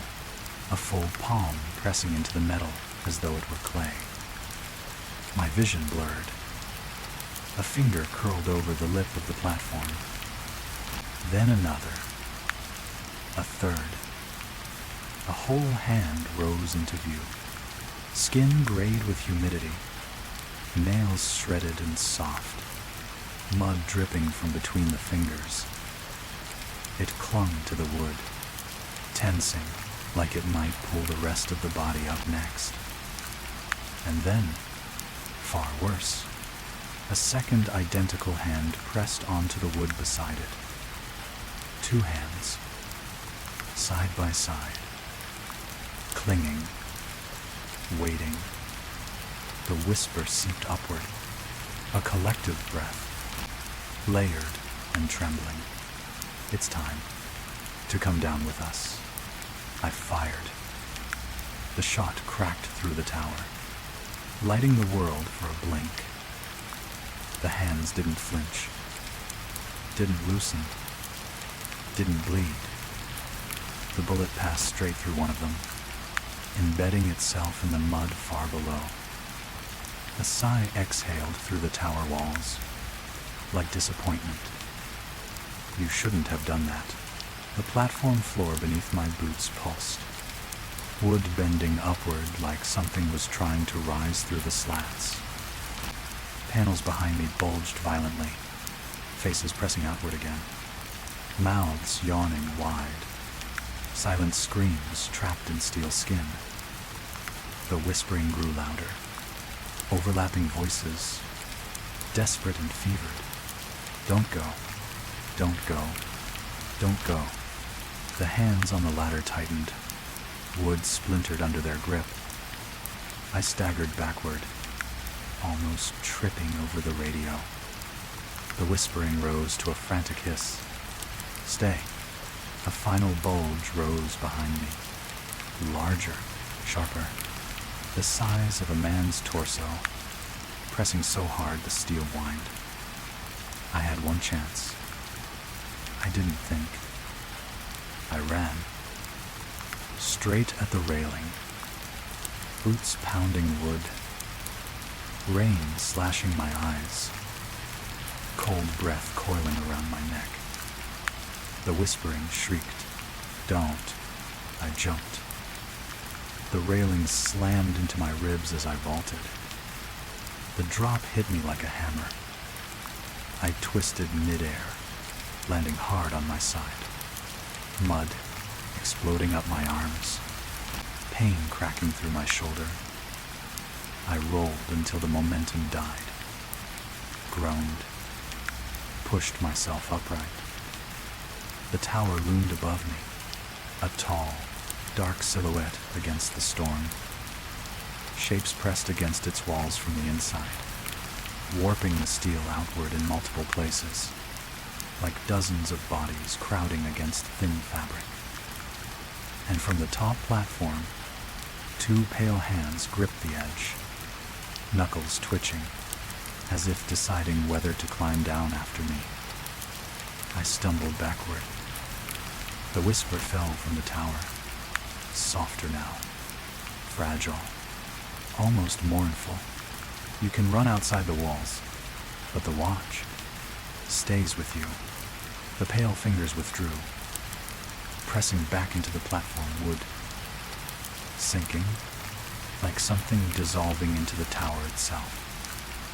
The bulges on the walls flattened one by one. The metal still shimmered in the rain, but held still, silent, dead. I backed away, boots dragging in the mud, never taking my eyes off the tower. When I reached the perimeter road, a jeep's headlights cut through the storm. The patrol. Human voices called out. But even as they reached me, even as they lifted me into the jeep, even as someone wrapped a blanket around my shoulders, I heard it. A faint tap against the jeep's metal frame. Then another. Then a whisper, too thin for anyone else to hear. You climbed down, but you didn't finish your shift. The tapping followed the jeep, all the way back to camp. They rushed me into the medic tent the moment the jeep skidded to a stop. Hands grabbed my arms, my shoulders, my soaked uniform. Voices echoed around me, clipped, urgent, human. Finally human. Pulse is high, fever's spiking. Get his rifle out of the way. Kid looks like he saw a ghost. If only it were that simple. They eased me onto a cot. Warm light spread across canvas walls. The rain sounded like rain again.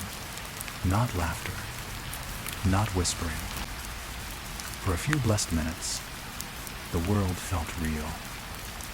I stared at the ceiling, fevered but conscious, breathing shallow, trying to memorize the steady rhythm of normal life.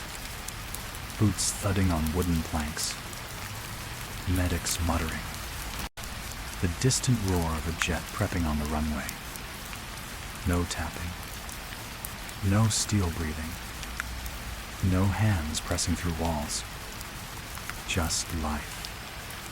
A medic crouched beside me, checking my pulse. "You're safe here, son," he said, voice steady. "Nobody's getting you in this tent." I wanted to believe him. I almost did.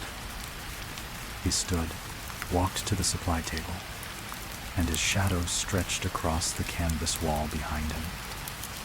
Normal. Human. Then another shadow stretched beside it. Longer. Thinner. Head tilted. Neck bent at an unnatural angle, as though listening. I blinked. The second shadow vanished. I squeezed my eyes shut. When I opened them, the medic was still alone. He returned with a blanket and tucked it around my shoulders. "Get some rest. Dawn's 3 hours away." To S, he stepped outside, lifting the flap. Rain hissed in. Cold air followed. Then the flap fell. The tent sealed. Silence settled. Too complete, I pulled the blanket tighter, feeling warmth creep back into my bones. The fever lulled my eyelids downward. Exhaustion dragged me toward sleep. Nearly. Until, behind my cot, against the thin wooden support beam, came a soft, deliberate knock. One tap only. My breath caught. Then a whisper seeped through the wood, low and careful, like someone speaking through gritted teeth. "Told you. The watch stays with you." A second whisper brushed the opposite beam, higher, almost gleeful. "And dawn doesn't scare us." The lantern beside my cot flickered. Once. Twice. On the third flicker, its flame bent sideways, as though exhaled upon by something standing inches behind me. "We'll finish our shift. Together." The lantern died. And in the suffocating dark, something pressed lightly against the canvas wall, right beside my head. A palm, feeling for a way in.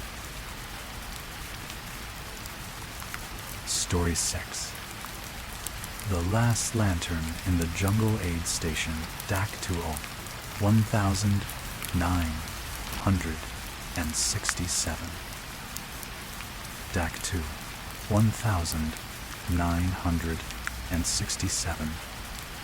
The jungle fighting had pushed our unit back toward an improvised aid station, a long, sagging tent, lit by a single lantern that burned too weakly to keep the darkness from spilling in around its edges. I'd been assigned to spend the night inside, guarding the wounded while the medics tried to sleep in shifts. They said it would be easy. "Just sit by the lantern," they told me. "Nothing comes this close to the station. You'll hear everything before you see it." And says, maybe that was true once.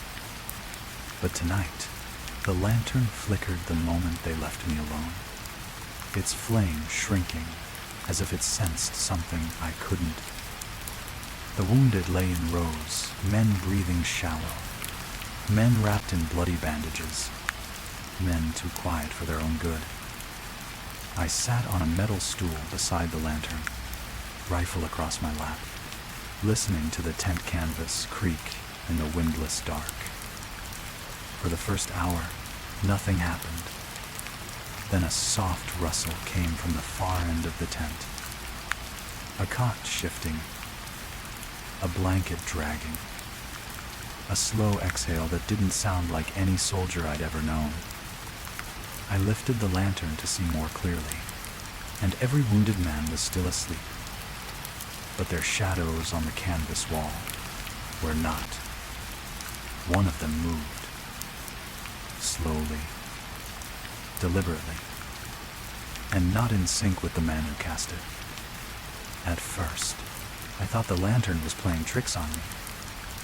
Its flame had been shrinking and stretching all night, breathing in that strange way flames sometimes do, when the air feels too heavy, like the darkness itself is pressing down on it. But when I narrowed my eyes, leaning forward just enough for the light to catch the canvas walls, I saw it again. One shadow, the shadow belonging to Corporal Hayes, a man sedated with enough morphine to keep a bull asleep, shifted.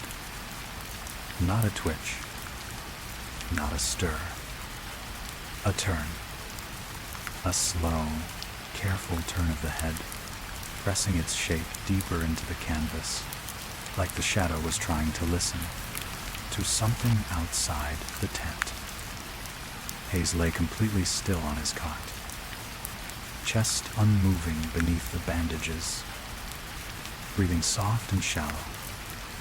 But his shadow leaned forward. I held the lantern higher, my hands shaking. The flame grew, stretching the shadows long across the canvas. Hayes's shadow froze, mid-bend, head craned toward the far jungle.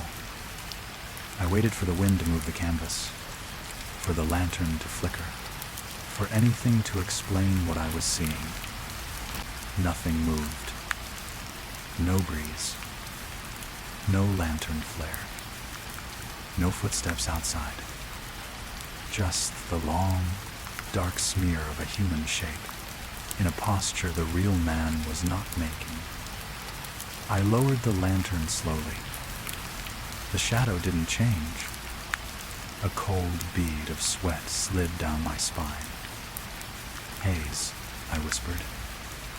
His body didn't respond, but the shadow's neck tilted slightly toward the sound, an angle Hayes couldn't physically achieve, not with the splint bracing his real neck in place.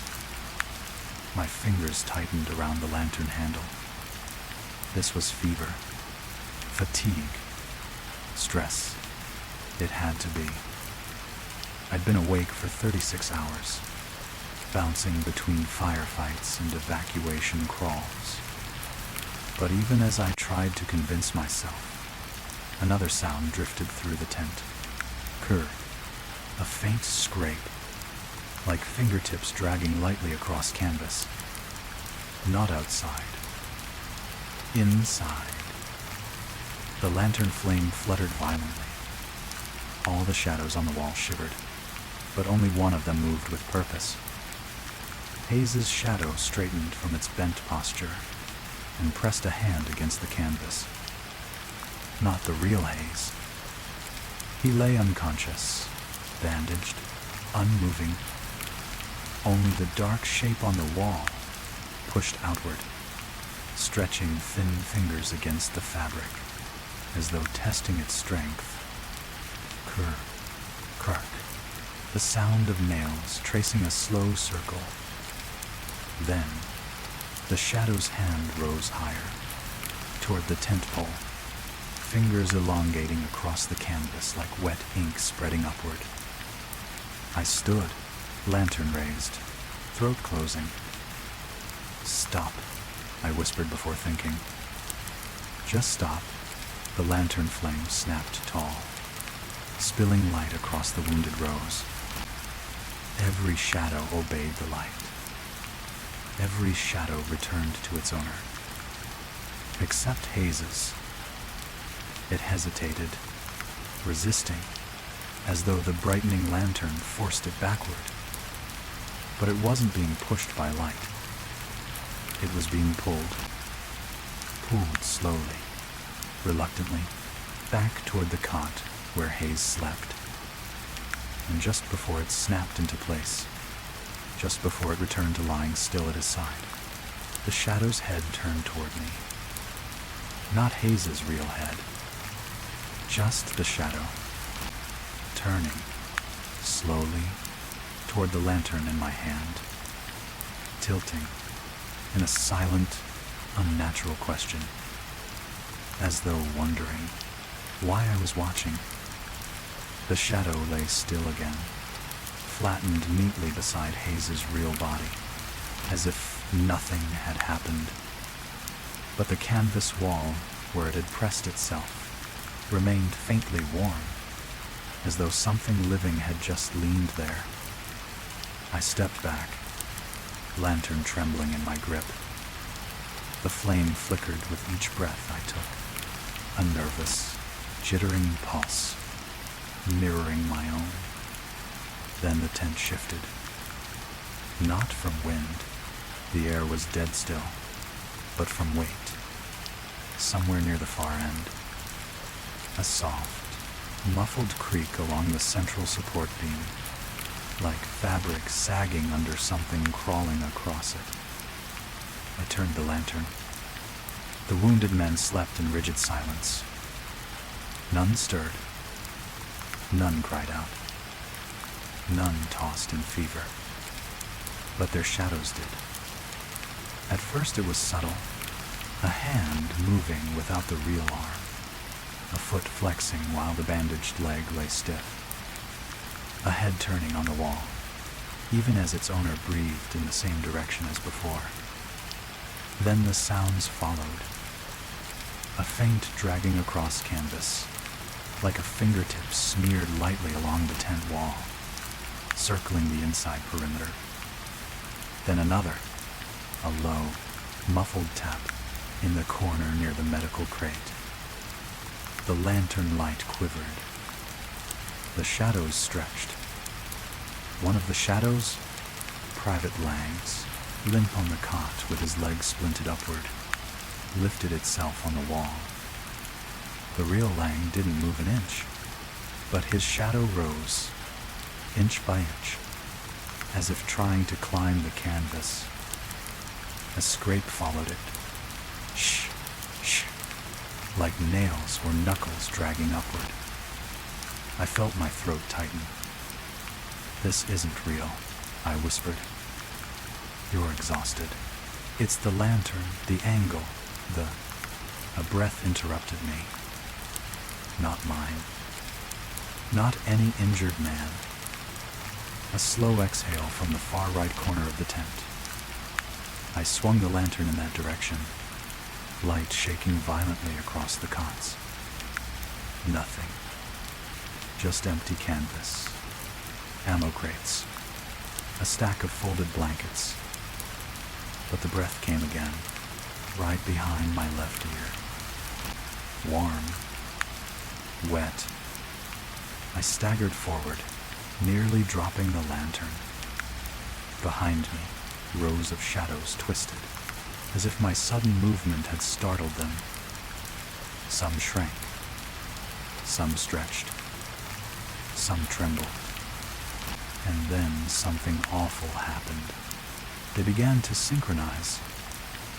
One by one, the shadows straightened, their backs aligned, their heads tilted at the same slow angle toward me. The real men remained motionless, but their shadows watched. Canvas rustled overhead, not violently, not suddenly, but with a crawling rhythm, like something moving carefully across the top of the tent, following a path, circling me. The sound of dragging cloth intensified. A faint, rhythmic pat, pat, pat, as if fingers were drumming along the tent roof, counting time. My lungs tightened. I raised the lantern higher, its glow pushing the shadows upward on the canvas, but not controlling them. They swayed the way trees sway in a windless night, moved by something that wasn't air. Then one broke free. A shadow near the end cot, deep, tall, stretched like a column, slipped downward along the canvas. Not fast, Not jerky. Slow. Deliberate. Like a long smear of ink sliding toward the ground. I froze. The shadow reached the tent floor, flattened for a breath, then rose. Up the side of the cot, onto the wooden leg, then toward the dirt beneath it. Moving on its own, not attached to any body. A soft, almost joyous tap, tap, followed it, as if invisible feet stepped lightly behind. The lantern flame shrank in terror. I saw it. It actually recoiled, pulling itself tight on the wick. The shadow reached the underside of the cot, and the wood above it creaked. Corporal Hayes inhaled sharply in his sleep. A sudden, choking breath, as though something cold had slipped beneath him. I stepped forward. "No," I whispered. "Don't touch him." But the shadow didn't hesitate. It slid up Hayes's cotangent frame, stretching long fingers along the wood, curling around his sleeping form. And Hayes, the real Hayes, began to murmur, low, panicked, trying to speak through morphine-thick dreams. "Don't stop, someone's." His voice shivered away. The shadow leaned closer, and from somewhere inside the tent, from everywhere inside the tent, a new sound seeped upward, a heartbeat, deep, resonant, too loud to belong to any one man. It pulsed through the canvas poles. It thudded under the floorboards. It vibrated in my ribs. It was the heartbeat of something, a huge, waiting, awakening. And every shadow in the tent turned its head toward the lantern's glow, toward me, in perfect unison. The heartbeat grew heavier, not just a sound, but a pressure. It pushed against the canvas, vibrating through the wooden cotangent frames, throbbing under my boots, like I was standing on the chest of something colossal, beneath the earth. The lantern shuddered in my grip. Every shadow in the aid station tilted their heads farther, their outlines lengthening across the tent walls, as if they were trying to lean out of the canvas and fall into the room. I took a step back. The heartbeat followed, a deep thud that made the lantern flame shrink, as though frightened by it.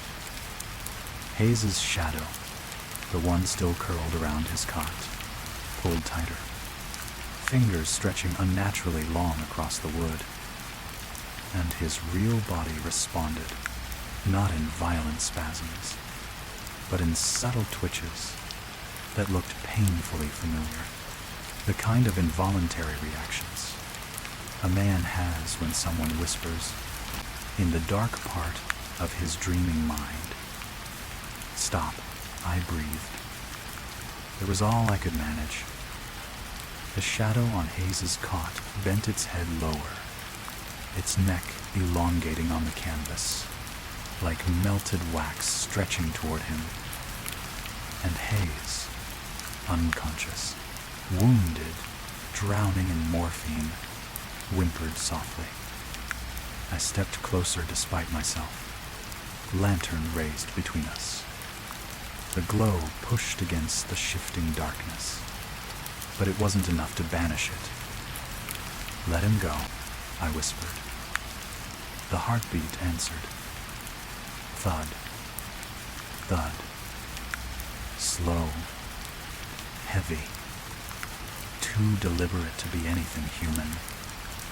Every canvas seam in the tent tightened at once, a ripple passing through the structure, like something enormous outside had brushed its fingers along the walls, Then, Hayes's shadow turned its head toward me. Not fast, not violently, just a slow, knowing tilt, as if acknowledging that I'd finally spoken to it. The darkness along the wall pulled upward, straightening until it formed the tall outline of a man standing beside the cot. A shape that Hayes's real body could not possibly mimic. The shadow's hand rose. Not Hayes's hand, its own. It pressed a long, flat palm against the canvas wall. The fabric caved inward, pushed by an invisible force, trying to step through. The heartbeat shook the lantern. The flame bent sideways, as though blown by warm breath. I should have run. I should have screamed for help. I should have fired my rifle. But instead, I took a step closer. "Who are you?" I whispered. The heartbeat faltered. For the briefest moment, a pause too precise to be accidental. The shadow's form shivered. Then slowly, inch by inch, it stepped off the wall. Not fully, not cleanly. Its torso stayed flat, pressed against the canvas, but its arms and head slid forward into the room, stretching away from the wall, like ink being pulled from paper. I stumbled backward, nearly knocking over a tray of instruments.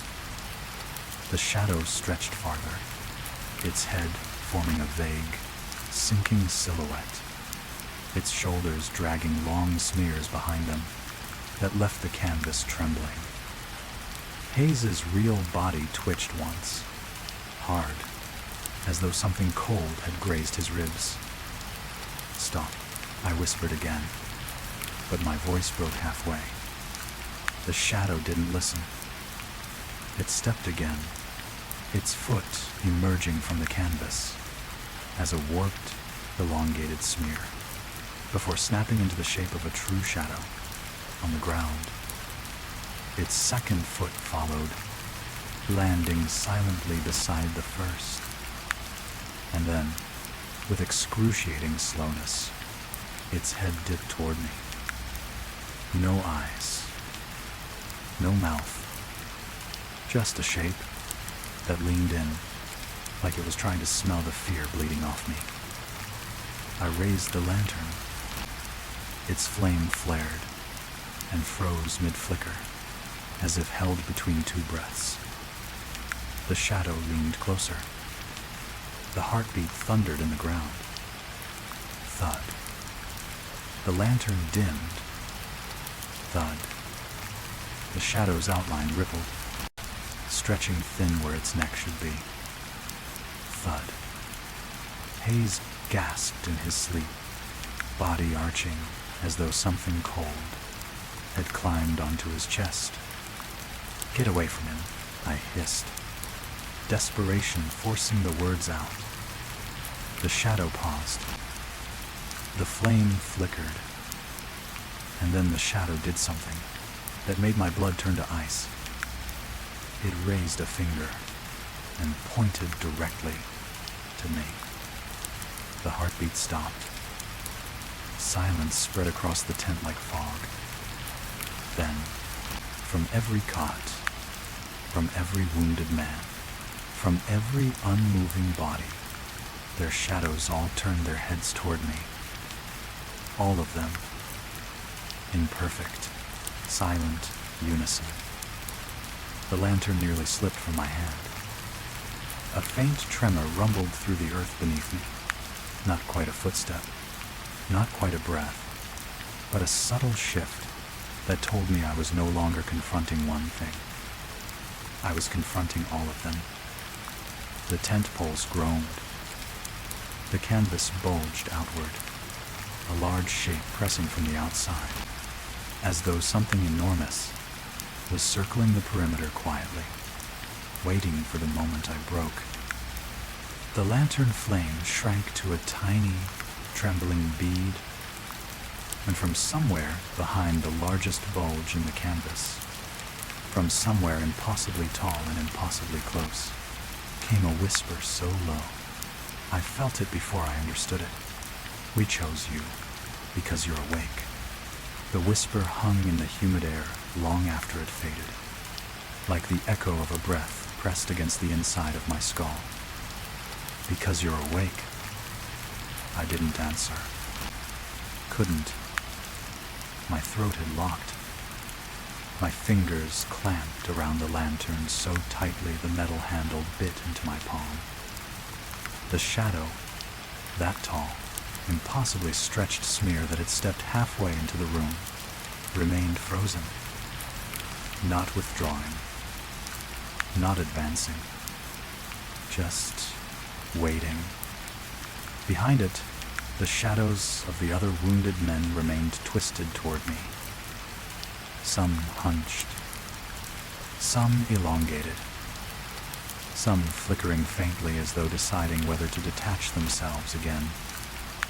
But none moved.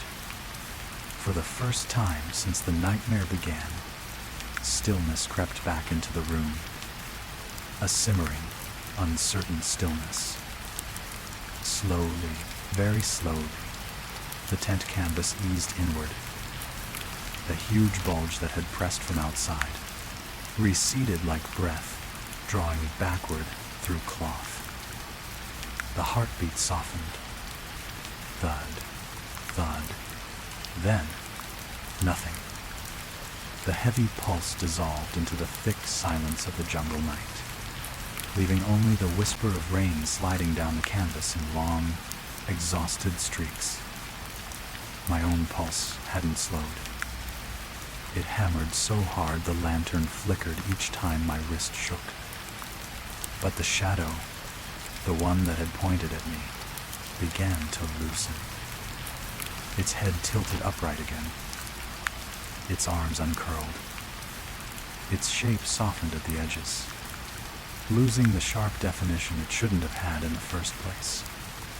The elongated foot it had planted on the dirt floor melted back into a flat smear, then back into a two-dimensional outline, then into a thin blur, one that clung faintly to the edge of the canvas, before sliding back to Hayes's cot like a spill of ink drawn home by gravity.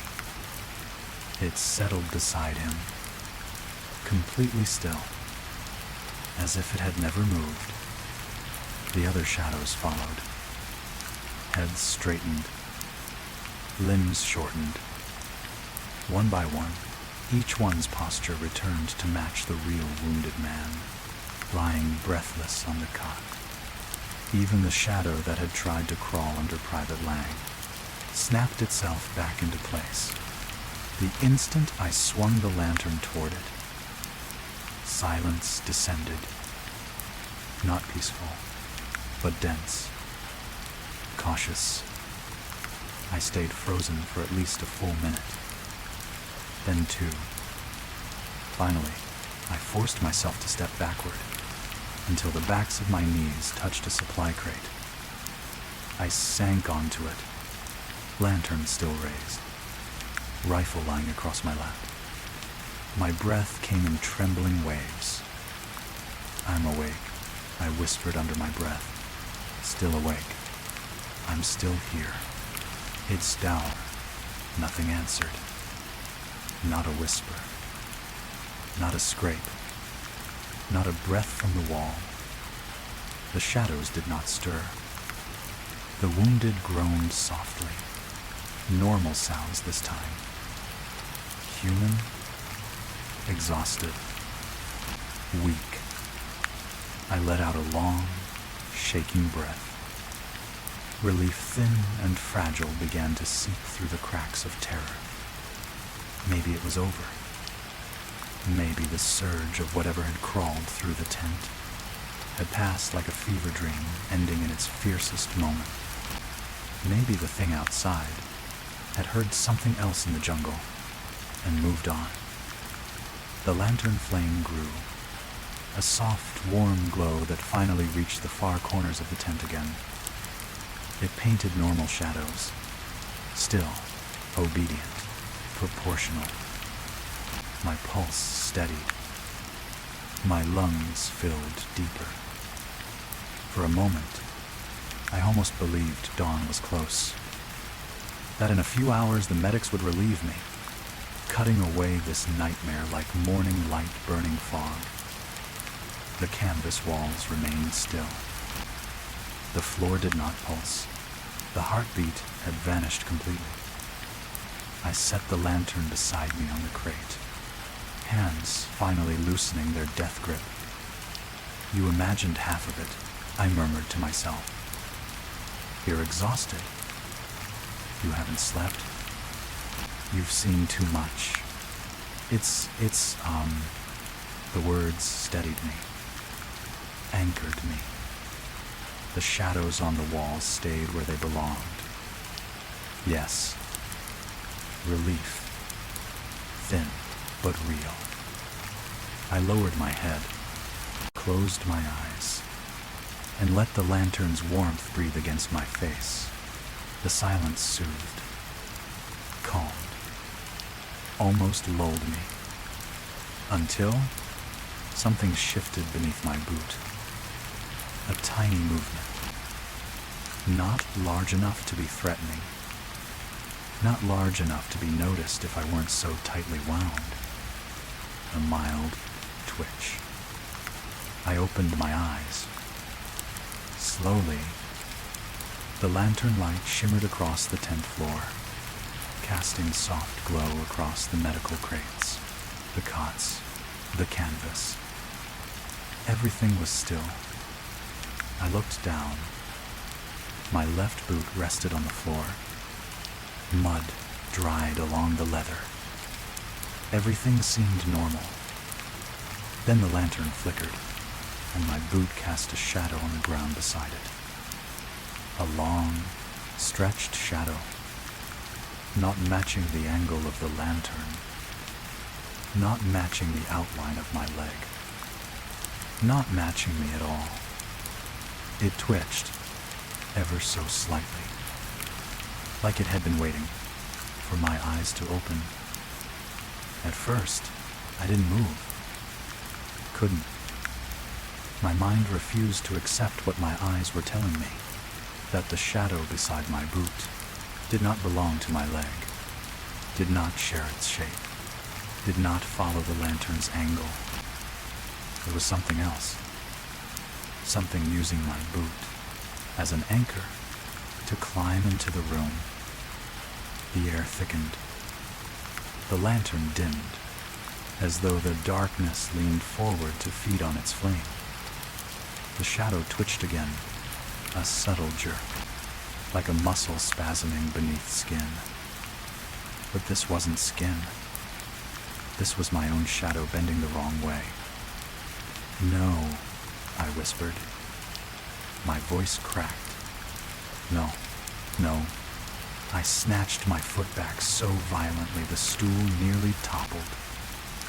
The shadow lagged behind, then snapped upright, its outline rising along the canvas like a marionette jerked upward by unseen strings. It stood there, tall, thin, featureless, a human shape drawn wrong. And then it stepped toward me. Not physically, not in 3 dimensions, but on the wall, its flat form sliding along the canvas, in perfect silence, keeping pace with me. As I backed away, I grabbed the rifle. Not to shoot. I already knew bullets meant nothing here, but to keep something, anything, between us. The shadow stopped 2 cots away from me. Its head tilted. The angle was reminiscent of the one Hayes' shadow had used, but slower, more deliberate, like it was studying me as prey. The lantern flame shrank to a pinpoint, and the heartbeat returned. Thud. Not beneath me this time, Our thud. Behind me. Thud. Directly behind me. I froze. Hot breath grazed the back of my neck. Warm, humid, as if someone were leaning close enough to whisper into my pores. Don't run yet. I spun around. Nothing. Just rows of sleeping men. But their shadows, every single one, from Hayes to Lang to the men wrapped in gauze, had risen again. All were standing now, despite their real bodies lying inert. A silent army of silhouettes between me and the exit. They tilted their heads in unison, like a command had been given. The tent sagged inward above me. A heavy bulk pressed the canvas roof. A slow trace of movement dragged along the top, circling, circling, circling. The heartbeat grew louder. Thud, thud, thud. I backed toward the rear of the tent, rifle raised, lantern in my other shaking hand. I don't want to hurt you, I whispered. A lie. I wasn't sure I could hurt them at all. The shadows stopped. The heartbeat paused. Then something spoke from the far corner, a voice thick and wet, as though bubbling up from mud. You think we're trying to hurt you? Dudar. The whisper slid across the canvas like oil. Several shadows trembled, as though trying to keep still. We just want what you took. You brought light into our dark. My hand tightened around the lantern handle. The flame flickered, weak, barely holding on. The shadow closest to me lifted a hand. The fingers didn't curl. They unfolded, stretching impossibly long across the canvas, toward the lantern. Every shadow in the room leaned forward, all at once. Give it back.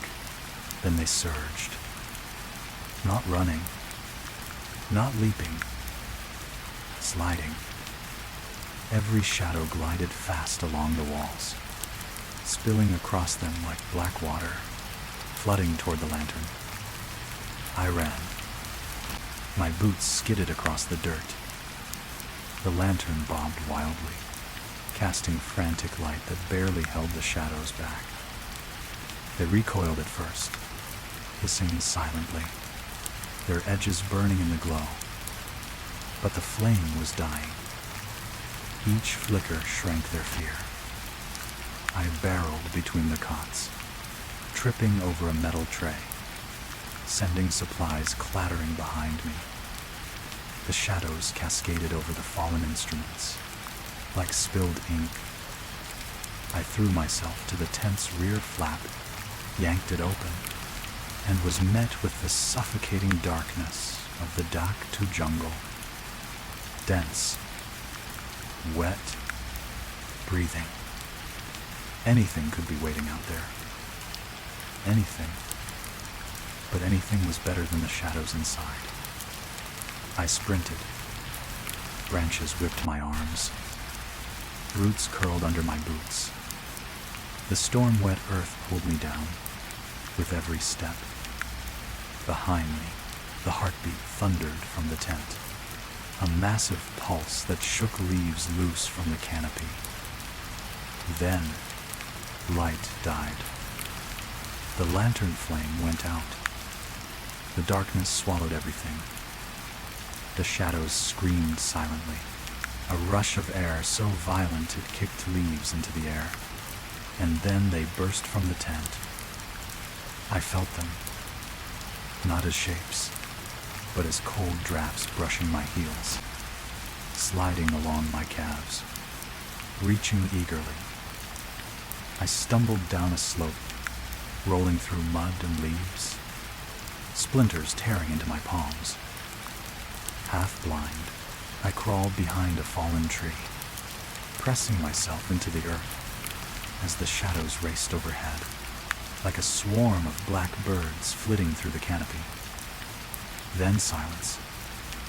Nothing chased. Nothing whispered. Only the distant hum of generators from base camp, muffled by the jungle thickness. I stayed hidden until my breath slowed, until the night sounds returned. Frogs, rain dripping from leaves, the slow churn of wind picking up again. When I finally stood, my legs shook. I could barely keep the rifle steady. I turned back toward the aid station. The tent sagged quietly in the dark. Lantern extinguished. Shadows motionless inside. I waited for movement, waited for a twitch, waited for a sign. Nothing came. A long, trembling exhale left my chest. I had escaped. Somehow, I had escaped. I stepped backward, then again, then turned toward camp. And that was when I felt it. A soft brush against my sleeve. Light. Curious. I looked down. My shadow, cast by the dim moonlight, lay at my feet. But it wasn't still. It wasn't shaped like me. Its head was tilted at the wrong angle. Its arms were too long. And at the tip of its fingers, I swear I saw them twitch. For a few seconds, I simply stared at the ground, at the misshapen smear that should have been my shadow. The moonlight filtering through the canopy was thin, barely enough to cast anything at all. But even in that faint silver wash, the distortion was unmistakable. My shadow stood wrong. Shoulders too narrow, arms too long, neck angled like something had broken it years ago, and it had simply learned to live that way. I took one step backward. The shadow did not follow. It stayed where it was, as though glued to the earth by a shape older than mine. I held my breath. A small breeze moved through the trees, rattling leaves, stirring the undergrowth. But my shadow didn't sway with me, didn't shift, didn't flicker. It simply watched. Something in the back of my mind, some quiet, exhausted instinct, told me not to turn my back on it. So I did the only thing my trembling body could manage. I took another slow step away. The shadow's head tilted. Not much. Barely a degree. But enough. Enough to say, I see you. I clutched the rifle to my chest, breathing so shallowly that the jungle itself seemed louder than me. The drip of rain, the distant groan of trees bending under their own weight, the chitter of something nocturnal moving far beyond sight. Then, beneath those sounds, a whisper rose from the dirt.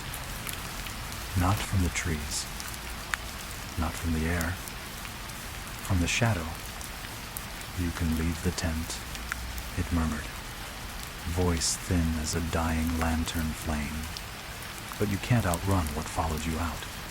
I stepped back again. The shadow stayed. But now its arms began to lengthen, stretching subtly across the ground, reaching toward my boots in a slow, deliberate crawl. Roots beneath the soil shifted. Something deep in the earth seemed to breathe with the shadow's movement.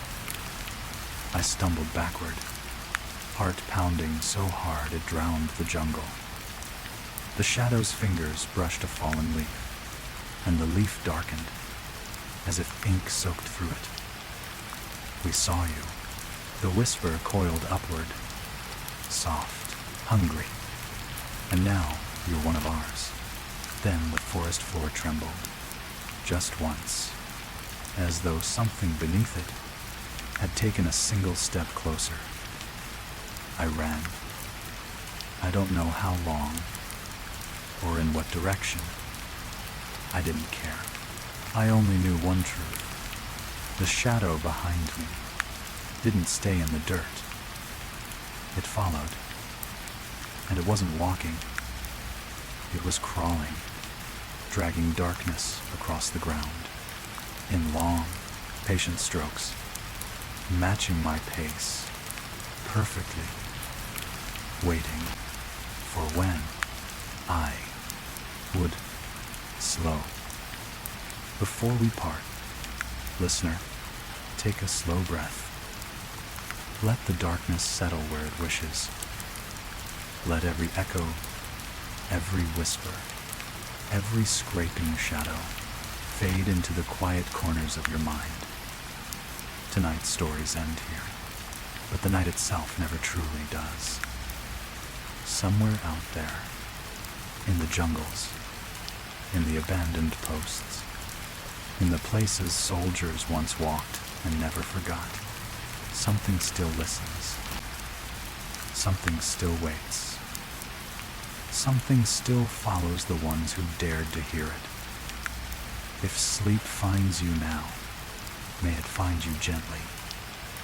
And if a sound wakes you later, a tap, a sigh, a voice you don't quite recognize, just remember, not every presence in the dark means you harm. Some simply want to be noticed. Thank you for staying with me until the very edge of midnight. Rest well, and I'll see you in the next story.